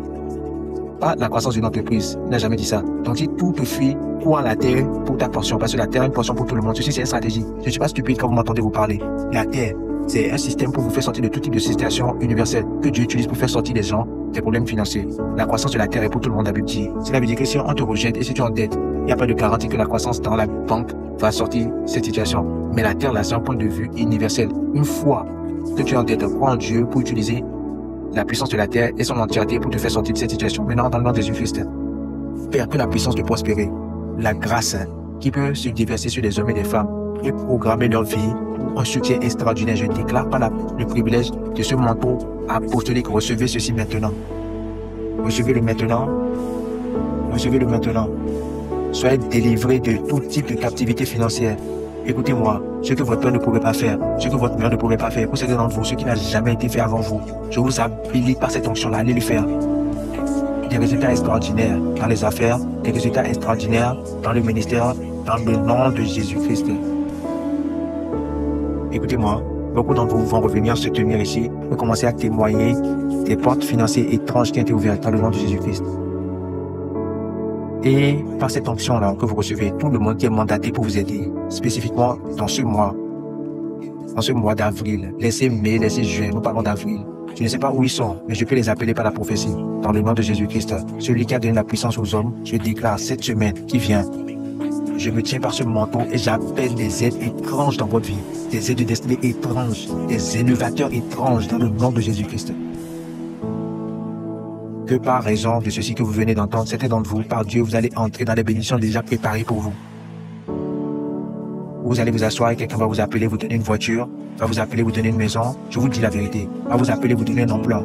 Il vous a préparé. Donc sa main ne sera pas retenue pour vous bénir. Car c'était dans vos qui sont dans le ministère. Dieu va donner à des gens des instructions et dire de venir garder votre main et s'assurer que vous ne tombez plus jamais. Toute famille qui est en train de souffrir financièrement, que ce soit pour payer le loyer, finir un projet de construction ou bien payer le loyer ou financer un projet qui est en cours dans le nom de Jésus cette semaine, qui est Ebenezer, celui qui aide les hommes, c'est là pour vous surprendre. Dans le nom puissant de Jésus-Christ, nous avons prié. Pas de Jésus-Christ, pas d'aide. Pas de Jésus-Christ, pas de garantie d'une richesse ou une vie qui est soutenable, même dans vos finances. Écoutez-moi. La première clé que je vous ai donnée pour l'abondance financière, ce n'est pas l'argent. Je vous ai dit et je vous ai enseigné pendant que je parlais de la richesse de s'enrichir que la première loi spirituelle qui est responsable pour la richesse et l'abondance est appelée la loi de la soumission absolue. Pas la dîme, pas la valeur, pas le fait de donner, non. En question de priorité, c'est votre relation avec Jésus-Christ. Je veux faire un appel au salut. Il y a beaucoup d'entre nous ici qui vraiment ont besoin de prendre cette décision-là. Vous devez régler ce problème avec Jésus-Christ, maintenant faire la paix avec lui. La première raison pour laquelle ma famille est même victime de ce problème financier-là, c'est parce qu'ils ont ignoré Jésus. Peut-être vous êtes la première personne à qui Dieu est en train de donner la chance de corriger, de régler ce qui était négatif. Et peut-être vous êtes ici et vous dites, apôtre, j'ai fait beaucoup de choses qui sont négatives. Je dois régler mes problèmes avec Jésus-Christ. N'attendez pas que quelqu'un soit le premier. Je veux que vous quittez votre place maintenant là où vous êtes. Alors que l'Esprit de Dieu vous parle, venez vous tenir tout de suite devant moi. Faites la même chose avec les extensions. Il doit y avoir quelqu'un ici qui vient à Jésus-Christ. Je vous bénis alors que vous venez. N'attendez personne. Assurez-vous d'être le premier. Toutes les extensions, venez maintenant devant ici. Et ceux qui suivent en ligne, voici une opportunité de régler ce service de Jésus-Christ pour donner à appeler pour voir alors qu'ils viennent. Merci. Merci de dire oui à Jésus-Christ. Merci de dire oui à un nouveau commencement. Merci de dire oui à la vie éternelle. Merci de dire oui. La Bible déclare que aussi nombreux qui viendront à lui, il ne va en aucun moyen les chasser. Si vous êtes en train de les accompagner, faites vite. Et ceux qui sont en train de suivre en ligne, je vais prier maintenant. Assurez-vous de participer, le Seigneur vous bénit. Merci pour votre courage. S'il y a quelqu'un qui vient encore, faites vite, afin que nous commençons à prier ensemble. Vieux comme jeune, venez à Jésus-Christ, vous êtes bienvenus. Il est capable de vous donner un nouveau commencement et amener toutes ces crises-là à une fin permanente dans votre vie. Il a dit, venez à moi, pour tous qui êtes fatigués et qui portez des fardeaux, il promet de vous donner la paix. Voici Jésus-Christ pour vous. Je vous bénisse. Laissez-moi demander chacun de vous qui est devant, élevez vos mains comme un signe de soumission à Jésus-Christ et dites ceci après moi. Vous n'avez pas besoin de vous agenouiller, mais si vous voulez, il n'y a pas de souci. Dites encore, avec les mains levées, Seigneur Jésus-Christ, j'ai entendu ta parole. Je crois que tu es le chemin, tu es la vérité et que tu es la vie. Je crois que tu es mort pour mes péchés. Je crois que tu t'es levé encore pour ma justification. Maintenant, je fais de Jésus-Christ mon Sauveur, mon Seigneur et mon Roi. Et je déclare que la puissance du péché, de Satan, de l'enfer et de la tombe est brisée de sur ma vie. Je déclare que je suis un enfant de Dieu. Je vais toujours en avant et plus jamais en arrière. Amen. Gardez vos mains levées. Père, je te rends grâce pour ces gens précieux que tu t'es attirés. Merci parce que personne ne peut venir au Père excepté par le Fils. Ils sont venus en faisant des déclarations de foi. Je déclare, je décrète qu'ils sont récepteurs de la vie éternelle et que dans le nom de Jésus-Christ, je vous appelle la justice de Dieu en Jésus-Christ. Recevez la grâce de vivre une vie victorieuse. Et toute malédiction, tout joug qui était un résultat d'hier dans votre vie et toute fondation qui a limité votre vie, je vous amène la délivrance maintenant dans le nom de Jésus-Christ. Toute chose qui vous a gardé même financièrement en raison de cette décision-là, je déclare que maintenant que vous commencez à voir la main de Dieu dans votre vie, vous allez de gloire en gloire dans le nom de Jésus-Christ. Amen et amen et merci.